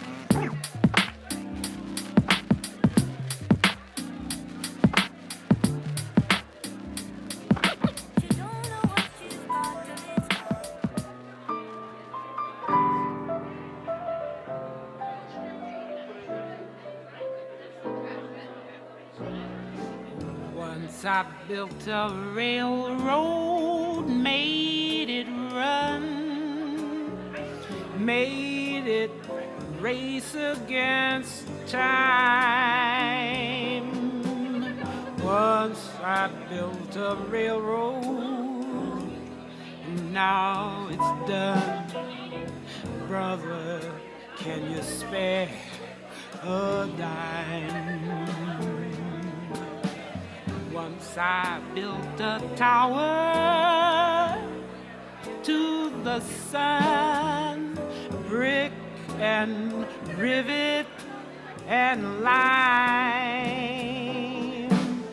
Once I built a tower, now it's done. Brother, can you spare a dime? Once in khaki suits, gee, we looked swell, full of that Yankee doodle-dee-dum. 500,000 boots went slogging through hell.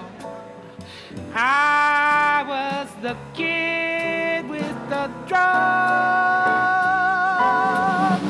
Say, don't you remember? They called me Al. It was Al all the time. Say, don't you remember? I'm your pal, buddy. Can you spare a dime?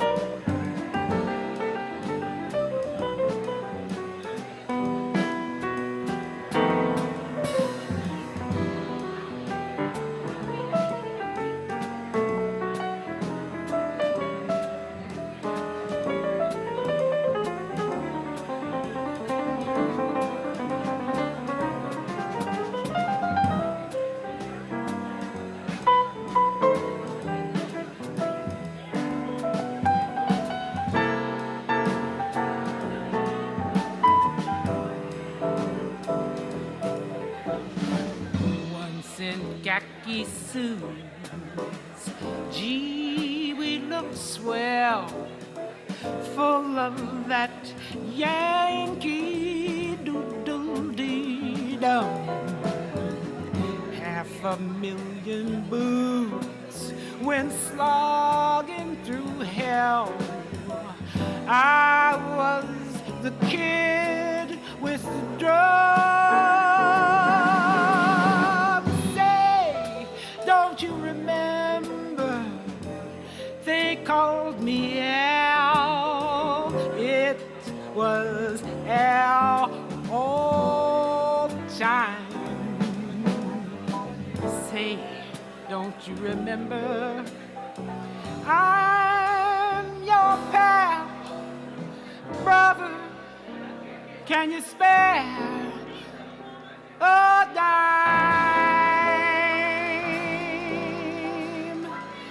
buddy? Can you spare a dime?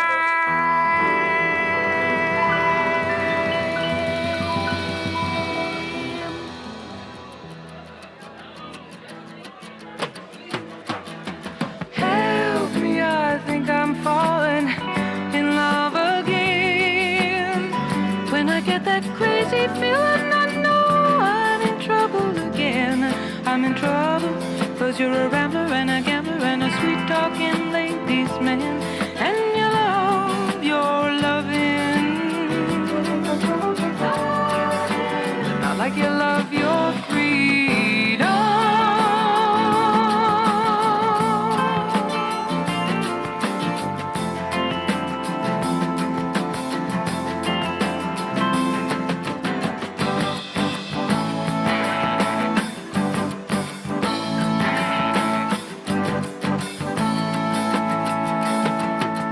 Help me, I think I'm falling in love too fast. It's got me hoping for the future and worrying about the past.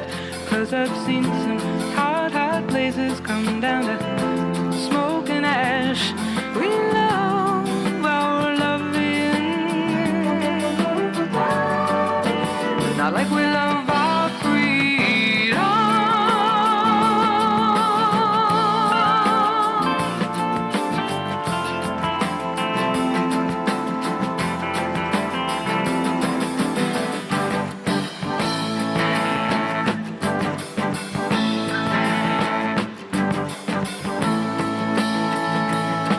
Oh, didn't it feel good? We were sitting there talking, or lying in our talking. Didn't it feel good?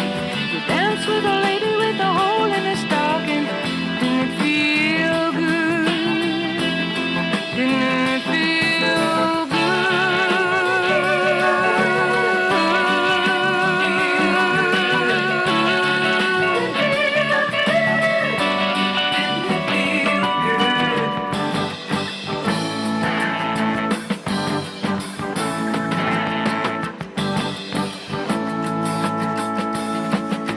Help me, I think I'm falling in love with you. Are you gonna let me go there by myself?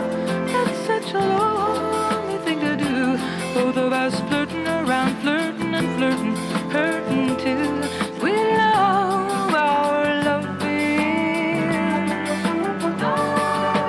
but not like we love our freedom.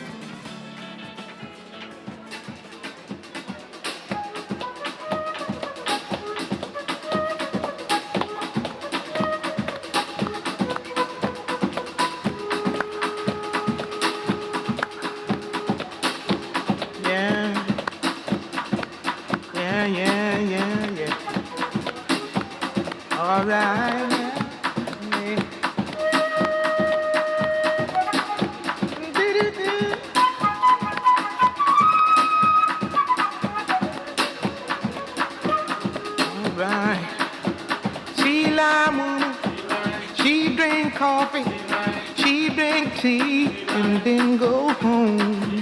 Sea lime woman, dressed in green, wear silk stockings with golden seams. Sea lime woman, dressed in red, make a man lose his head. Sea lime woman, black dress on for $1,000. She wailed and she moaned. Sea lime woman, wiggle, wiggle, her like a cat. Wink at a man and he winked back. Now, child, sea lime woman, empty his pockets and wreck his days, make him love her and shoot fly away.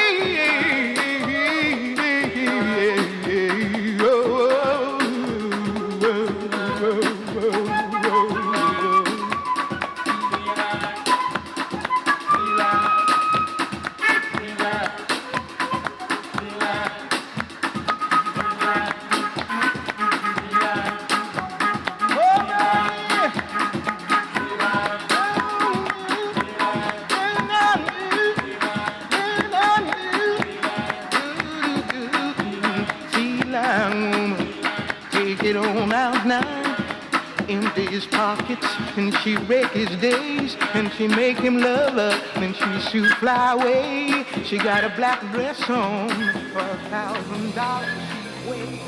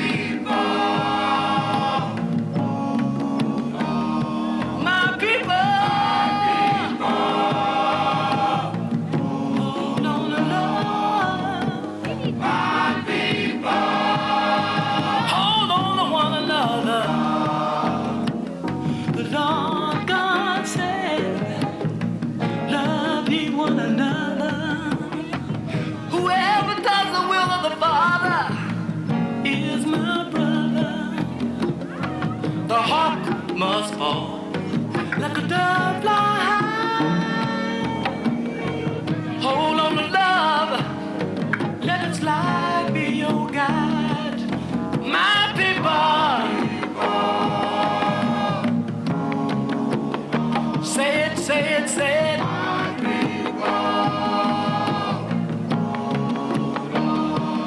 My people,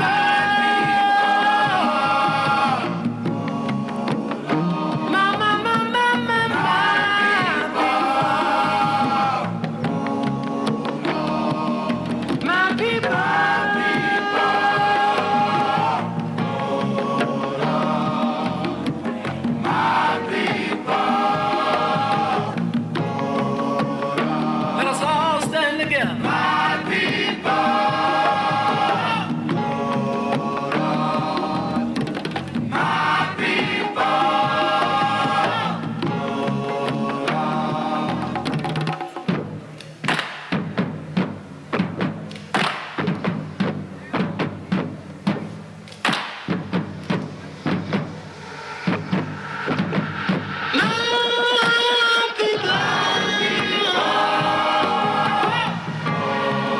The time is here today. Hold on.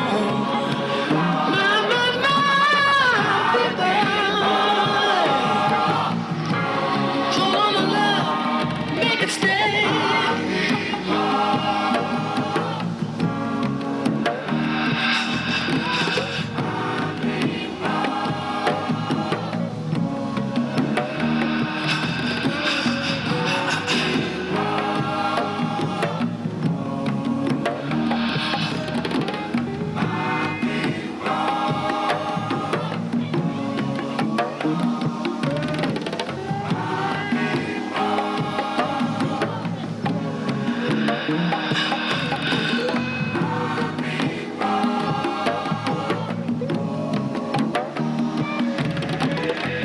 In peace, let us trust before we turn to ashes and dust. Let us all stand together. I realize how hard you tried. I can see the struggle in your eyes. My people.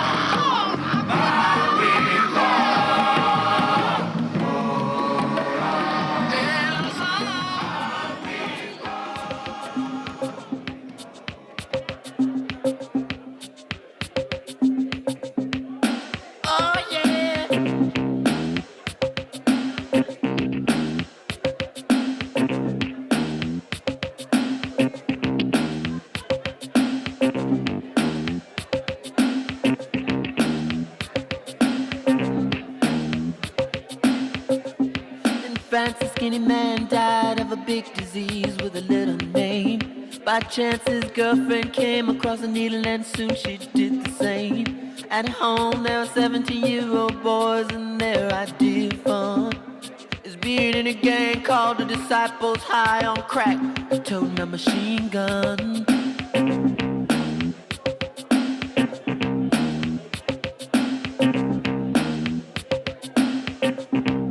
Times.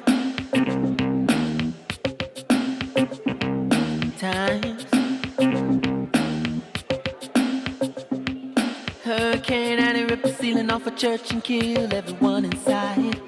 You turn on the telly and every other story is telling you somebody died.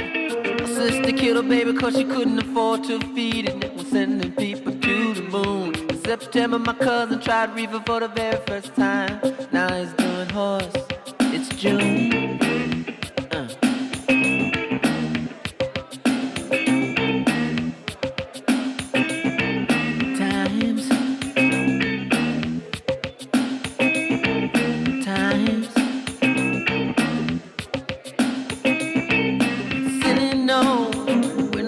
ship explodes, and everybody still wants to fly.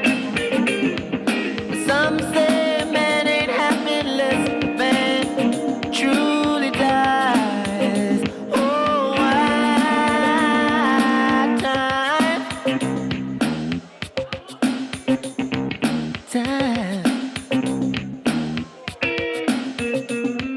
Baby, make a speech, Star Wars fly, neighbors just shine it home.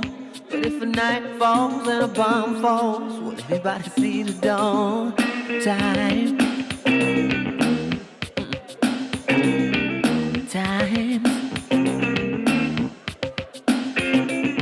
There's a city note when a rocket goes, and everybody still wants to fly. Some say man ain't happy truly until a man truly dies. Oh, why? Oh, why? Sign of time.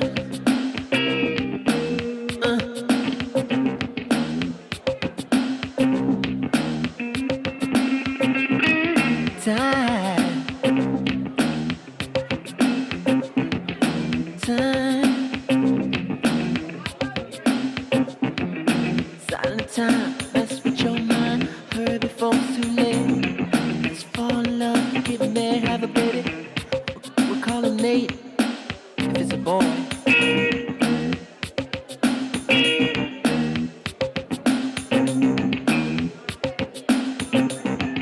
Time. Times.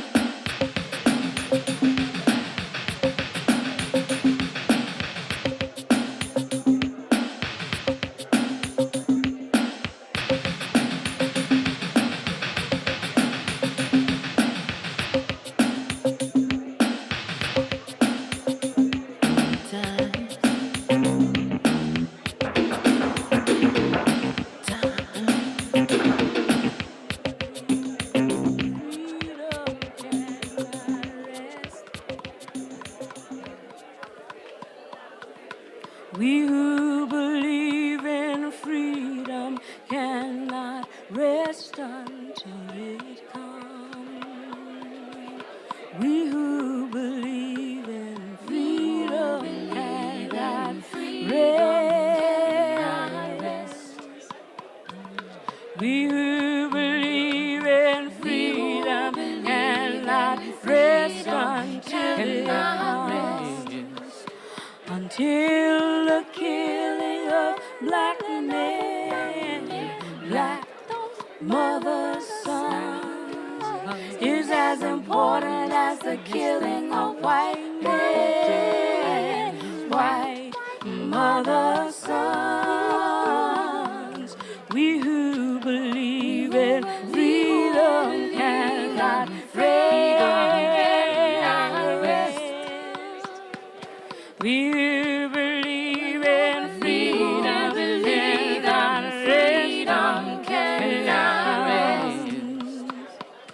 That which touches me most is that I had a chance to work with people, passing on to others that which was passed on to me. We who believe in freedom cannot rest. Sing it with us, come on.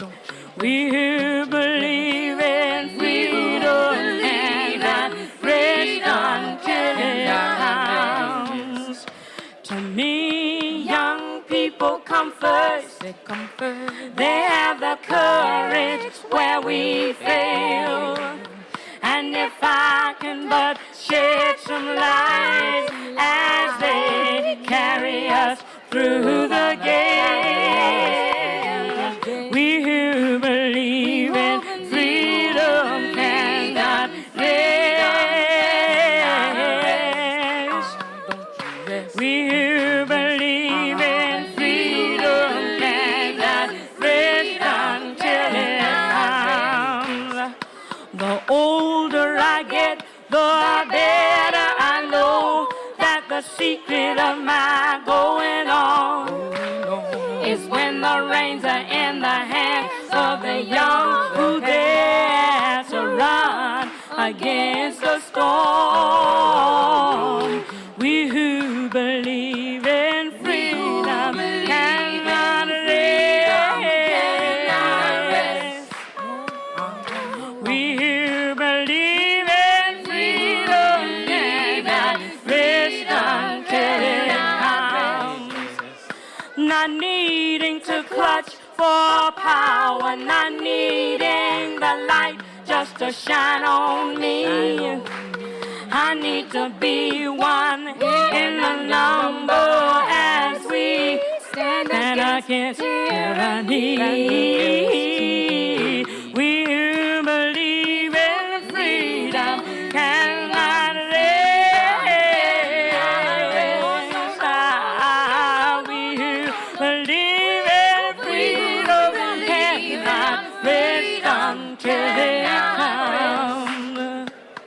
Struggling myself don't mean a whole lot. I've come to realize that teaching others to stand and fight is the only way I struggle survive. Oh, we who believe in freedom and I rest. Oh, we who believe in freedom cannot rest until it comes. I'm a woman who speaks in a voice, and I must be heard. At times I can be quite difficult. I bow to no man's word. We who believe in freedom cannot rest. We who believe in freedom cannot rest until it comes. Bum bum ba dum bum bum bum bum bum bum bum bum ba dum dum bum bum bum bum dum ba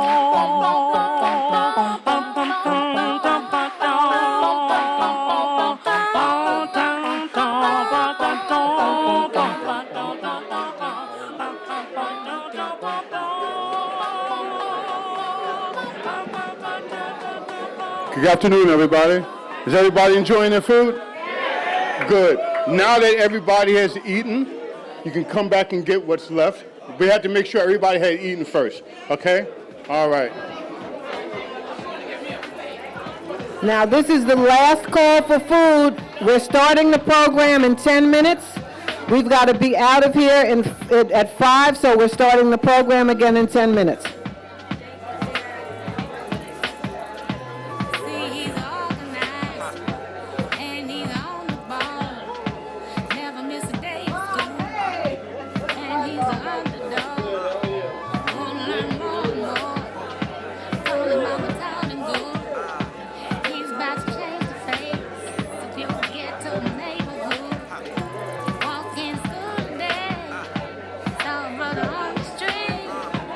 Like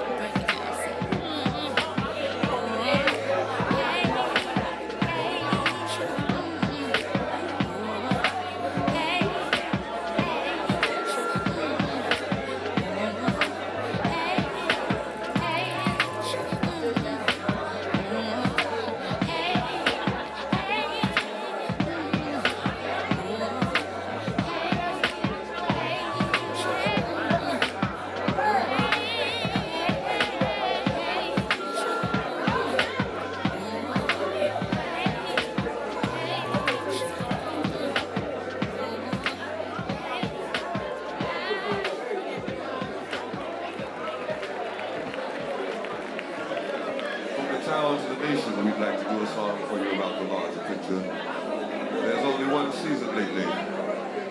There used to be an agreement between the seasons that they would all come and stay for 3 months and then go to wherever seasons go, and then where we are.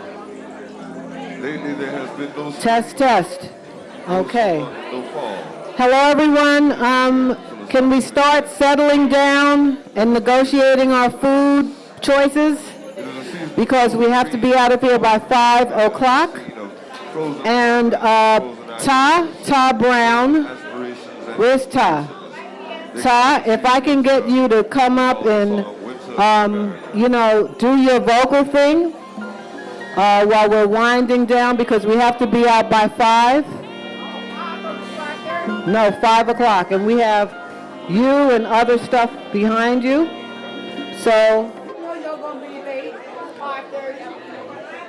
either way, it's 5. Yeah, I know. It's 5. Yep. So we have to do what we have to do. So you ready, Ty? Okay, now, hello everybody. Can we give Ty a round of applause as she approaches the stage? Okay.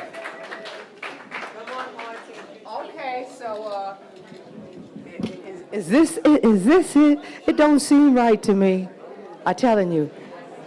All right, so we're going back into a special time. A lot of the elders here know it, and a lot of the young ones, they know it. Yeah, they do. And they used to have a thing called ham bone. Who know what ham bone is? Ham bone, have you heard? Or they get a tambourine or some claves or something to keep a rhythm going. Hello, somebody? Big Mama's asking y'all a question. And we are still celebrating.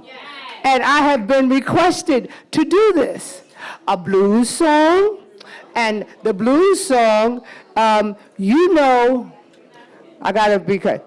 Joan P. Gibbs here. And her uncle, very well.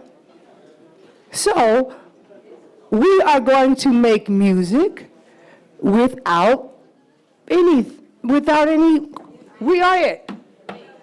Or whatever, you want to clap the hands, y'all know how to do the ham bone?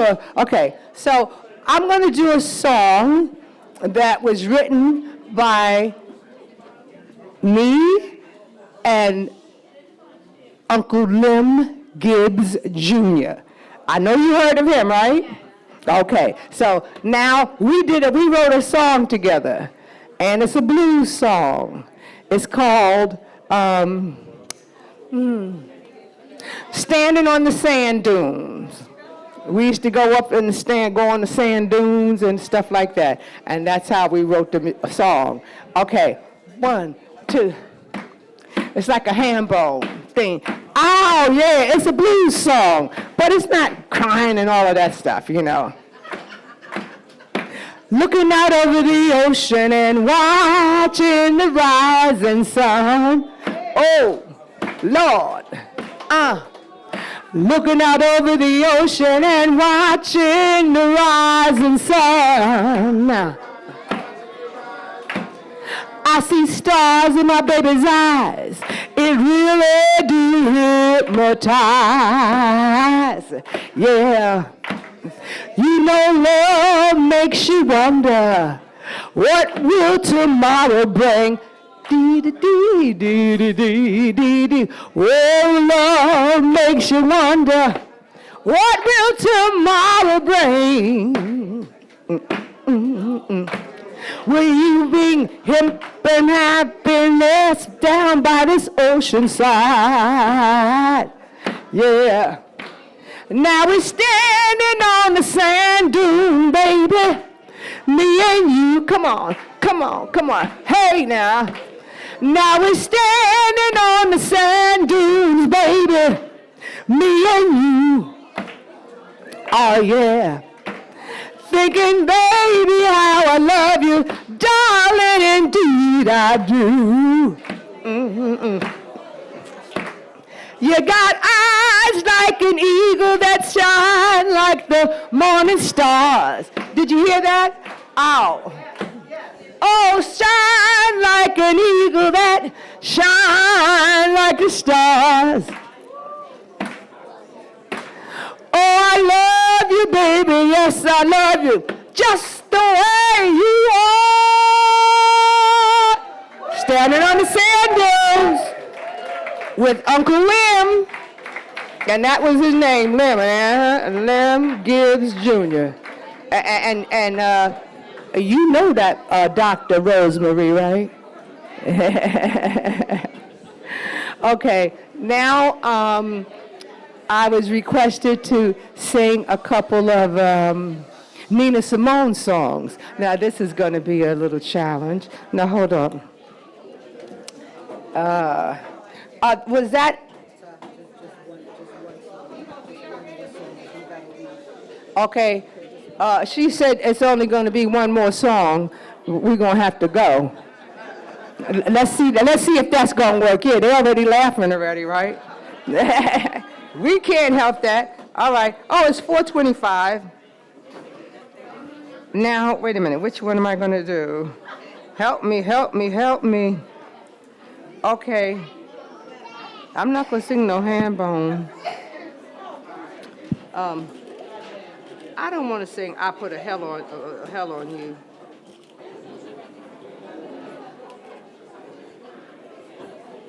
Give me a second, give me a second. Well, I can't wait too long. My baby don't stand no cheating, my baby. Oh, you know that song? Oh. What? What you say? What you say? Oh, Mississippi, goddamn. Oh. Well, I put a spell on you. I really wanted to do. Come help me. Come up here and help me. Come on. Sea lion woman, red stain red. Oh, all over your head. Come on, baby, because you the one was singing with me. Okay, I'm gonna sing it. I'm no jazz singer, but I'm gonna try.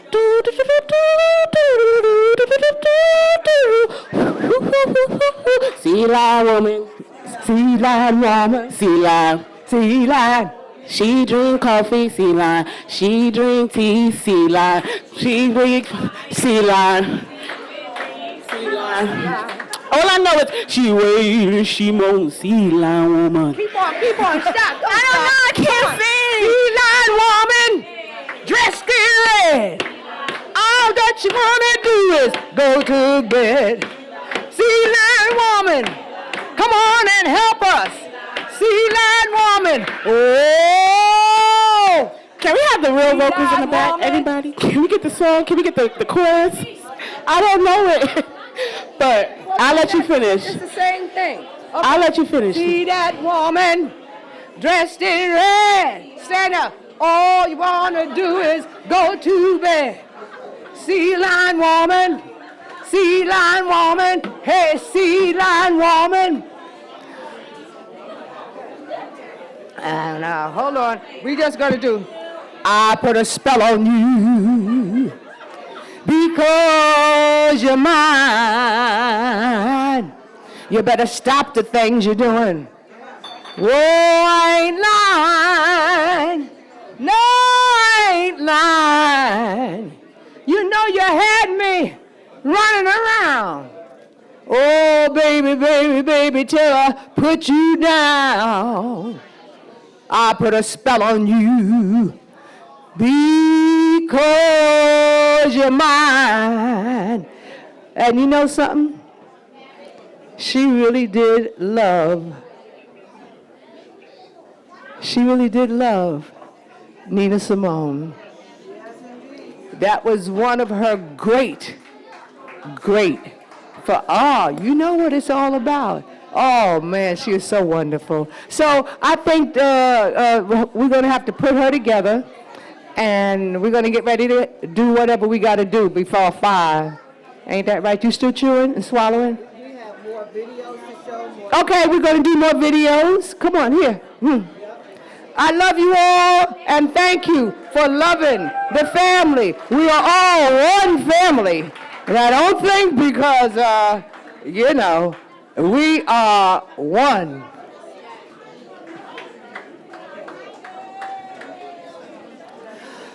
Okay, we've got to be out by 5, so the next thing we are going to do, I just lost my program somehow or another, and I have not even been drinking. So basically, we'll have an open mic, 3 people for 2 minutes. It's a documentary time, okay. Ryan, can you hit that? Okay. The first Thank you. problem being an attorney representing political prisoners in the United States is that basically you have to do it on a volunteer basis because there is no funds basically for it, and the prisoners obviously can't pay for it. So that makes it much more difficult. Obviously, if you could do it as a part of the work that you normally do and do it during the hours of the day and not have to take off from work or do it on the weekends, it would be much easier. And then, of course, not having financial resources behind you, you're limited what you could do. Most of the work that's been done for Sunday Outer, for example, was not only volunteer, but in great instances, the lawyers have actually did the funding of our own work, like fees, filing fees, copy fees, and things. So that's the difficulty. And because it is mostly volunteer, in my case, I don't know about other attorneys, but in the case of people who are working for Sunday Outer, I know that they're all volunteers, that we do the work out of our support of him in his case and relief that he's wrongly incarcerated. And so that means that we have to take time out from our jobs, our full-time jobs, because all of us are employed, and do it on the side. So that's the biggest difficulty. And that's the difficulty that I guess all political prisoners who want to get an attorney, that's the primary difficulty that they face, that their support committees, except that exist, can't raise money sufficient to pay attorneys to devote themselves. I was one of those people who in the beginning did not feel that this was the issue that we should be pressing. And never really got involved in the marriage equality movement because I was involved in other issues which I felt weren't more pressing. Nevertheless, that said, I changed my opinions when I was in California when the Proposition 8 decision came down and was following the reactions. I went to the demonstrations. And so I realized, I said, did you know, I guess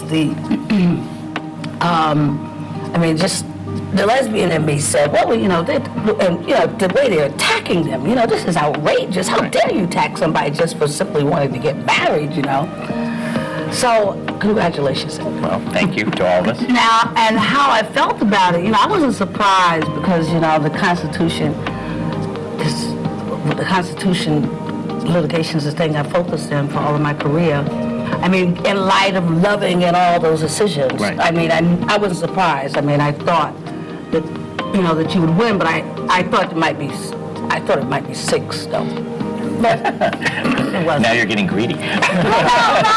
And it's the decision itself. I hope we get into it. I thought that Justice Kennedy, I don't know, I think I would have loved for him to have stuck more closely to the Equal Protection Clause.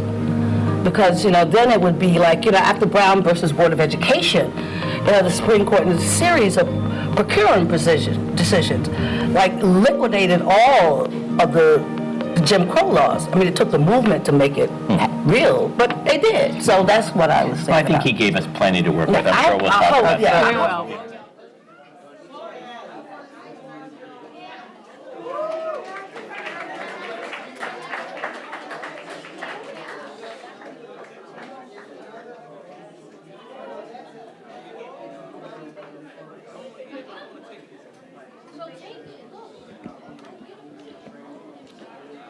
So everyone, we're going to open the floor. First and foremost, let's give a hand to that video that documentary. We've been speaking about Joan, but we just heard her. We're going to open up the floor again. Again, quickly, we got to be out by 5. I'm going to just share a quick story, just that folks felt it was important just to sort of share the legacy of Joan. So my name is Imani. Some folks know I'm a trans guy. I transitioned openly in the movement here in New York City. And, just sort of with the understanding that, again, of what it is to be in the left and dealing with, like, the LGBTQ movement. At that time, there was, still dealing with a lot of racism internally, and also, like, in the Black movement, liberation movement, also trying to kind of figure out my place and within that. And here was Joan. So I moved here in 1993, and, I of course, knew who Joan Gibbs was. But I wasn't ready to talk to her, I was afraid. She was, and so the main thing is that when I moved to Bed-Stuy in like 1998 or so, she became my neighbor, and she brought me into her kitchen, and she kind of brought me into her life, and I feel very privileged about that. The main thing that I think is important is that, with love to our people in the Bronx, and Queens and Manhattan, but she loved Brooklyn. She loved Brooklyn. And so the organization I started was Equality for Flatbush. And Joan was our biggest supporter. In fact, before I started Equality for Flatbush, I went to Joan and talked to her about what do you think? Because as many people know, I wasn't in sort of local politics, Cuba, Momia, LGBT, like national stuff, but I'd never done anything inside Brooklyn, let alone Flatbush.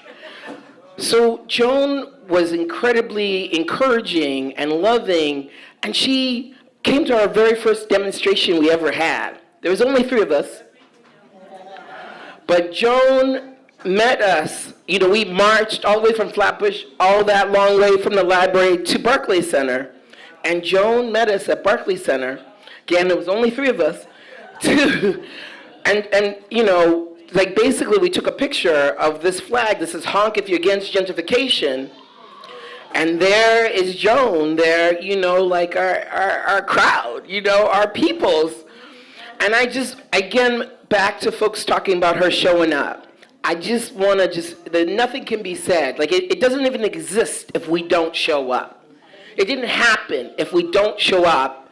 And so I just want to thank her and just say I so am grateful for all her love and guidance and her being and how she showed up for so many of us in this room and showed up for me. And I love you, Joan.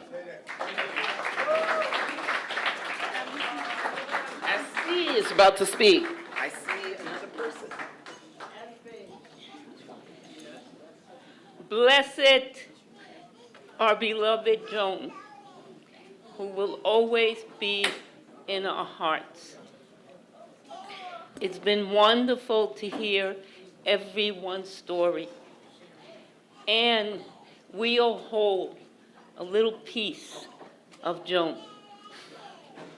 So I'm going to share with you why Joan was who she was for me, right? I'm Puerto Rican. I'm from Washington Heights.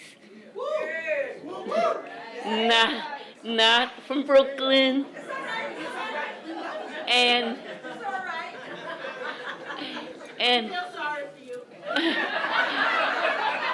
I know why. Don't I know? Because I wouldn't be able to be there for you. Okay. Anyway, so it's far from down there. However, I've had the pleasure, I feel blessed to have known a group of women who stood powerfully, right? And we're still saying the same thing every day. Okay, what are you going to do today? we're going to take over the world. Every day. Every day. And that was who Joan was. I knew her since the 70s, doing anti-imperialist work, standing with Angola, right? And loving each other, right? I don't know, my leader, my comrade, my friend, my comay, wherever she's hiding right now, Rosemary Mealy. She's Rosemary Mealy. Standing for Vietnam, taking on black feminists, right? Taking on black feminists in a very big way. And the streets of New York City, you know, so when they said the war was over in Iraq, we mobilized over 500 women to march. I think we would activate the group whenever, right? Whenever. It didn't, I think at one point we would call the International Working Women's Day Committee. At another point we would call the Solidarity Committee with Cuba. I mean, we kept changing our names, right? But that's the activism, and everybody talked about that, about Joe. I, and all of you, those of you who saw Ref, that happens to be my creature,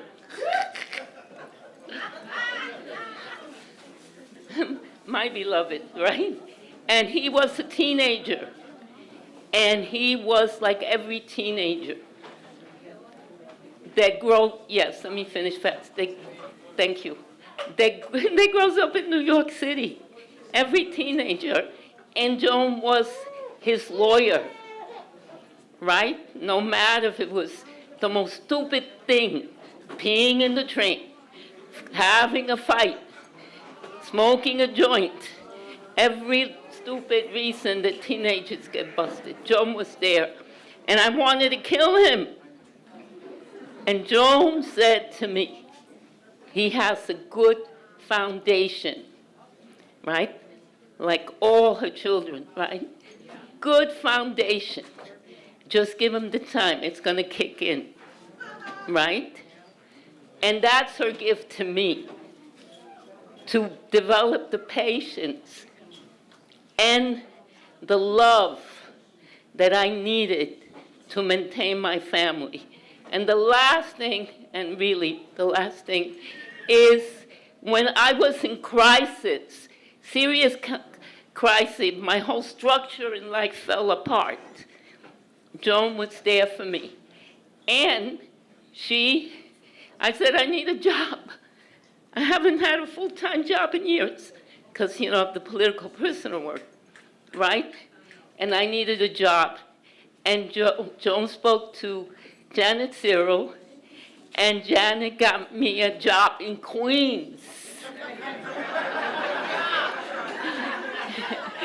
And I was blessed because I'm like an auntie to her daughters, and there is a lot of love for everything she shared with us. Thank you. I'm sorry.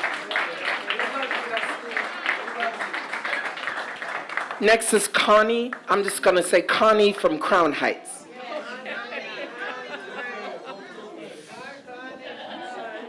Yeah, it's Connie from Crown Heights, Connie Lessold, and I represent the Brooklyn Mental Hygiene Court Monitors Project, and I'll make it 1 minute. I knew Joan from the Medgar Evers Center for Law and Social Justice, and I knew her as a lawyer who treated every case as if it were the most important case she had ever had. And she understood fully that there are many ways that a person can lose their freedom. And one of the ways is to be locked up in a mental hospital. And she was doing a class action suit about people who had been locked up in a mental hospital for, get this, dancing in the street with all their clothes on and everything else. So just keep that in mind. There are so many ways people can be locked up, and she was a lawyer that would represent all of them. So thank you. Now, my name is Marilyn Nance, and I wasn't going to say anything because it's what I had to say is in the book, but there's some people on the internet, so I'm going to read what this is. Like you read my face.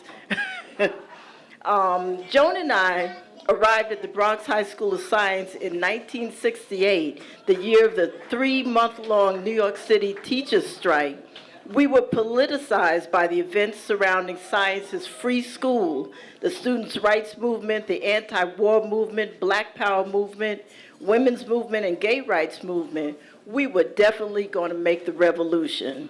Not the cheerleader type, we were nerdy black girls of the Black Cultural Society, going to meetings after school at the New York City Civil Liberties Union and National Council of Christians and Jews, writing and mimeographing flyers at the alternate U, and going to demonstrations in Washington, D.C. So I guess I was one of those 14-year-olds cutting school and whatever. We didn't cut school frivolously. We did work when we cut school.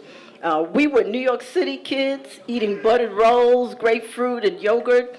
When we had no money, pizza, Blimpies, Nathan's, Frankfurters, and White Castle hamburgers when we did. I was politically conscious, but Joan was radical and wise. She told me that anytime you have a problem you need to solve, just turn on the radio and listen closely to the words of the first song you hear. And I'm gonna wrap it up. I was smart, but Joan was brilliant. She could talk to anybody and was very polite. She had Southern manners. Yes, ma'am. No, ma'am.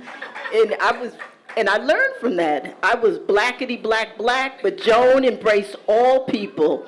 And because of her, my scope became broader. I'm sure that Joan Gibbs is in radical heaven somewhere, cutting up and chuckling at some ridiculous shit.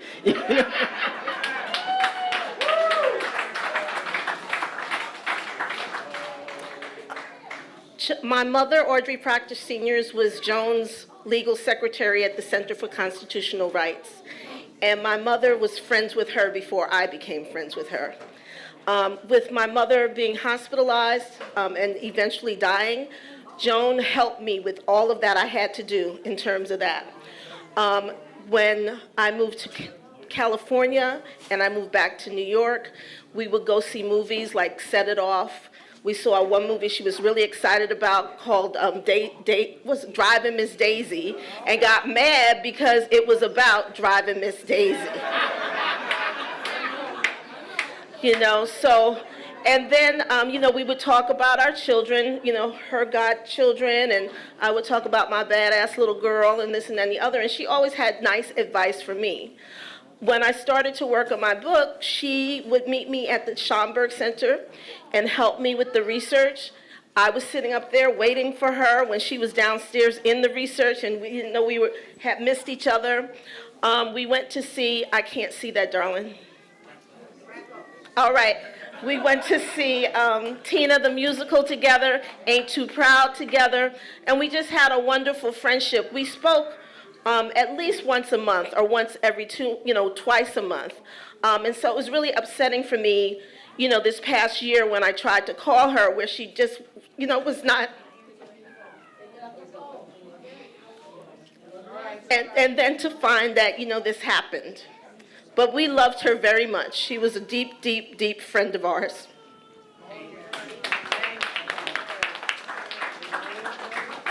Are there any more comments? We have 5 minutes more before we close up. Okay. Mine will only take 1 minute. Everything everyone has said, I can't add to that, but one thing. Did you know Joan liked to play bid whist? Joan liked to play bid whist, and there were times when I was her partner, and I learned I didn't want to be Joan's partner. Joan would sometimes play by herself against her partner, but it was the funniest thing. The Center for Law and Social Justice, whenever we had the time, we would get together and play bid whist, and Joan was something else.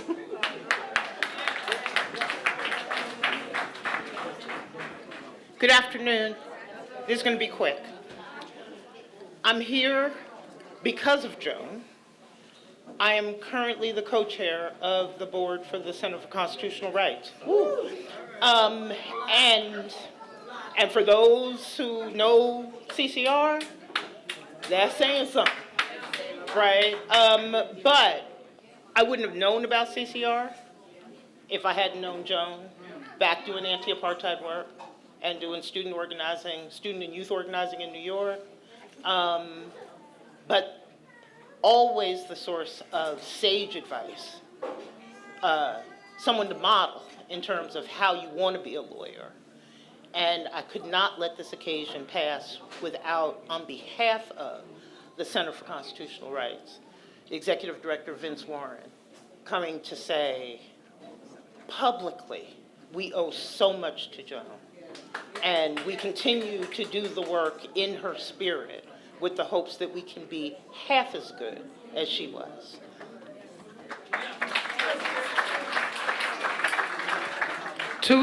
1 minute, because I see Karen looking at me. One word that and it was sort of mentioned that Joan embodied was humility. She wasn't one of those people, I got to be in the front. I got to lead, that she was always humble. And that means so much. And if there's anything that's like a long-lasting legacy, tribute, honor that we need to lift up is humility and embrace that. And long live Joan and her humility. Hi, everyone. I just wanted to say, as we know we're closing, thank you to everyone who helped organize this event.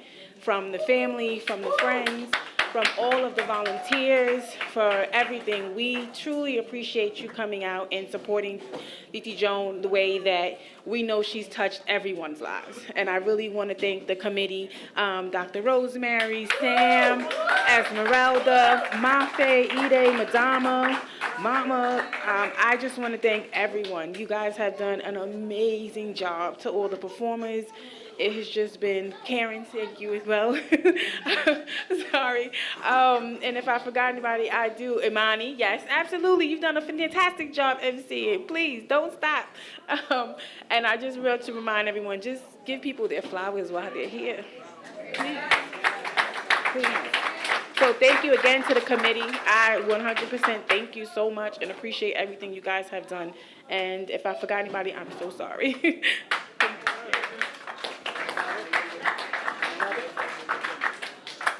Hi, everyone. Once again, thank you for coming. I just want to put out there, we all love Joan, and Joan greatly encouraged me to be a bibliophile. If anyone went to Joan's home, she had floors and floors and floors of books, always encouraging me to read, to study, to know what's going on.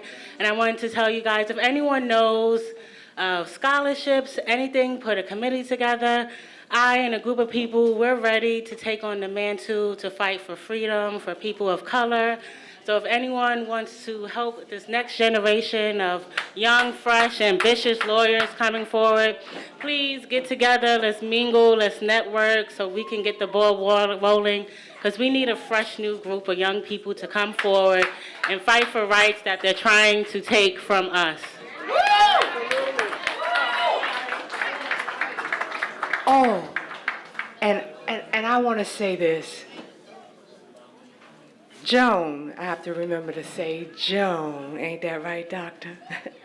And it's been wonderful for me because her friends and the people around, and some of us, I don't even see them here, you know, from Brooklyn, and they did a lot of things that I was there, and I see their faces.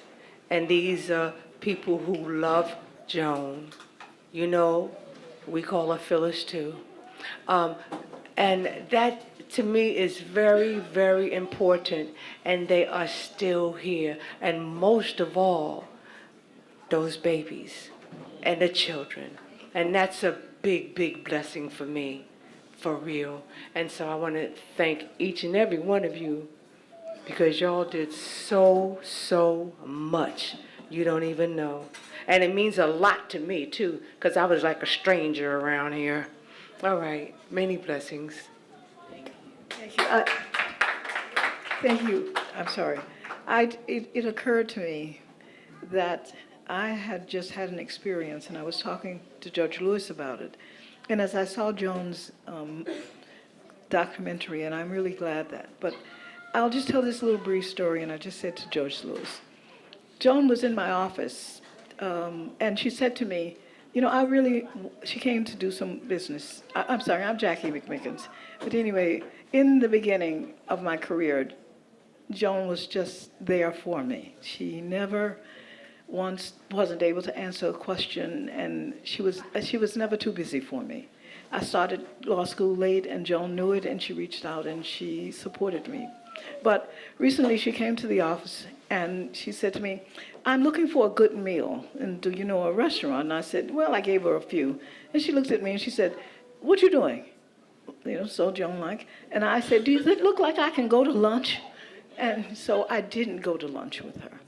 And that would be the last time I'd ever had a chance to hear her talk to me and talk about things that we talked about. But I'll tell a very quick story, and I wish all of you would do it. There are people in your lives who've had wonderful stories, and you really should take out a tape recorder and record those voices. I asked my father, and I'm sorry that I did not record some of the things that Joan said about her godchildren, because it would have been a wonderful thing to give to them now that she's no longer here. But my father left a tape for me, and it is one of the things that makes my life. And so if you have people in your life that you need to be able to keep close to you, why don't you whip out a tape recorder and ask them to leave their history with you? It would be a gift that Joan would love. Thank you.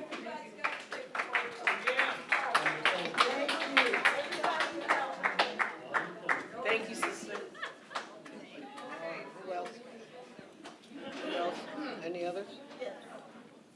One other? Peace, you all. My name is Jason Corley. I'm a member of the Cuba C Coalition of Cuba Solidarity Groups. It was through that I met Joan sometime in 2012, 2013. And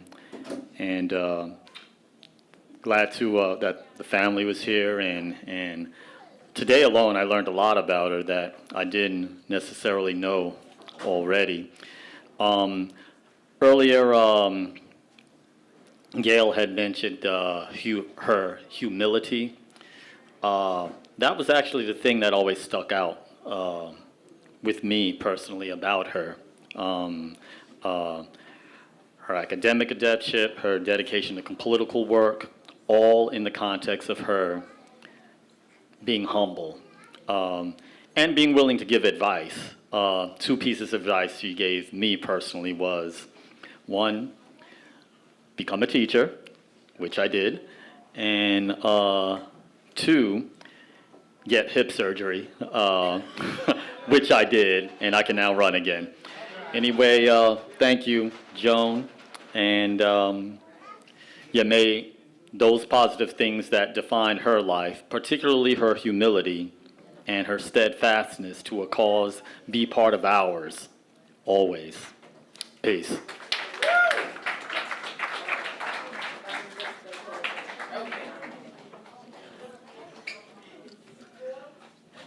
So, I'm not going to just reiterate, but I should reiterate. Thank you to Sam, Rosemary, the family, Esmeralda Sibbons, Latifah Carter, all of us who were on those early Zoom calls and text message things. Thank you to everybody. And thank you. Thank you. Joan Gibbs! Joan Gibbs! Joan Gibbs!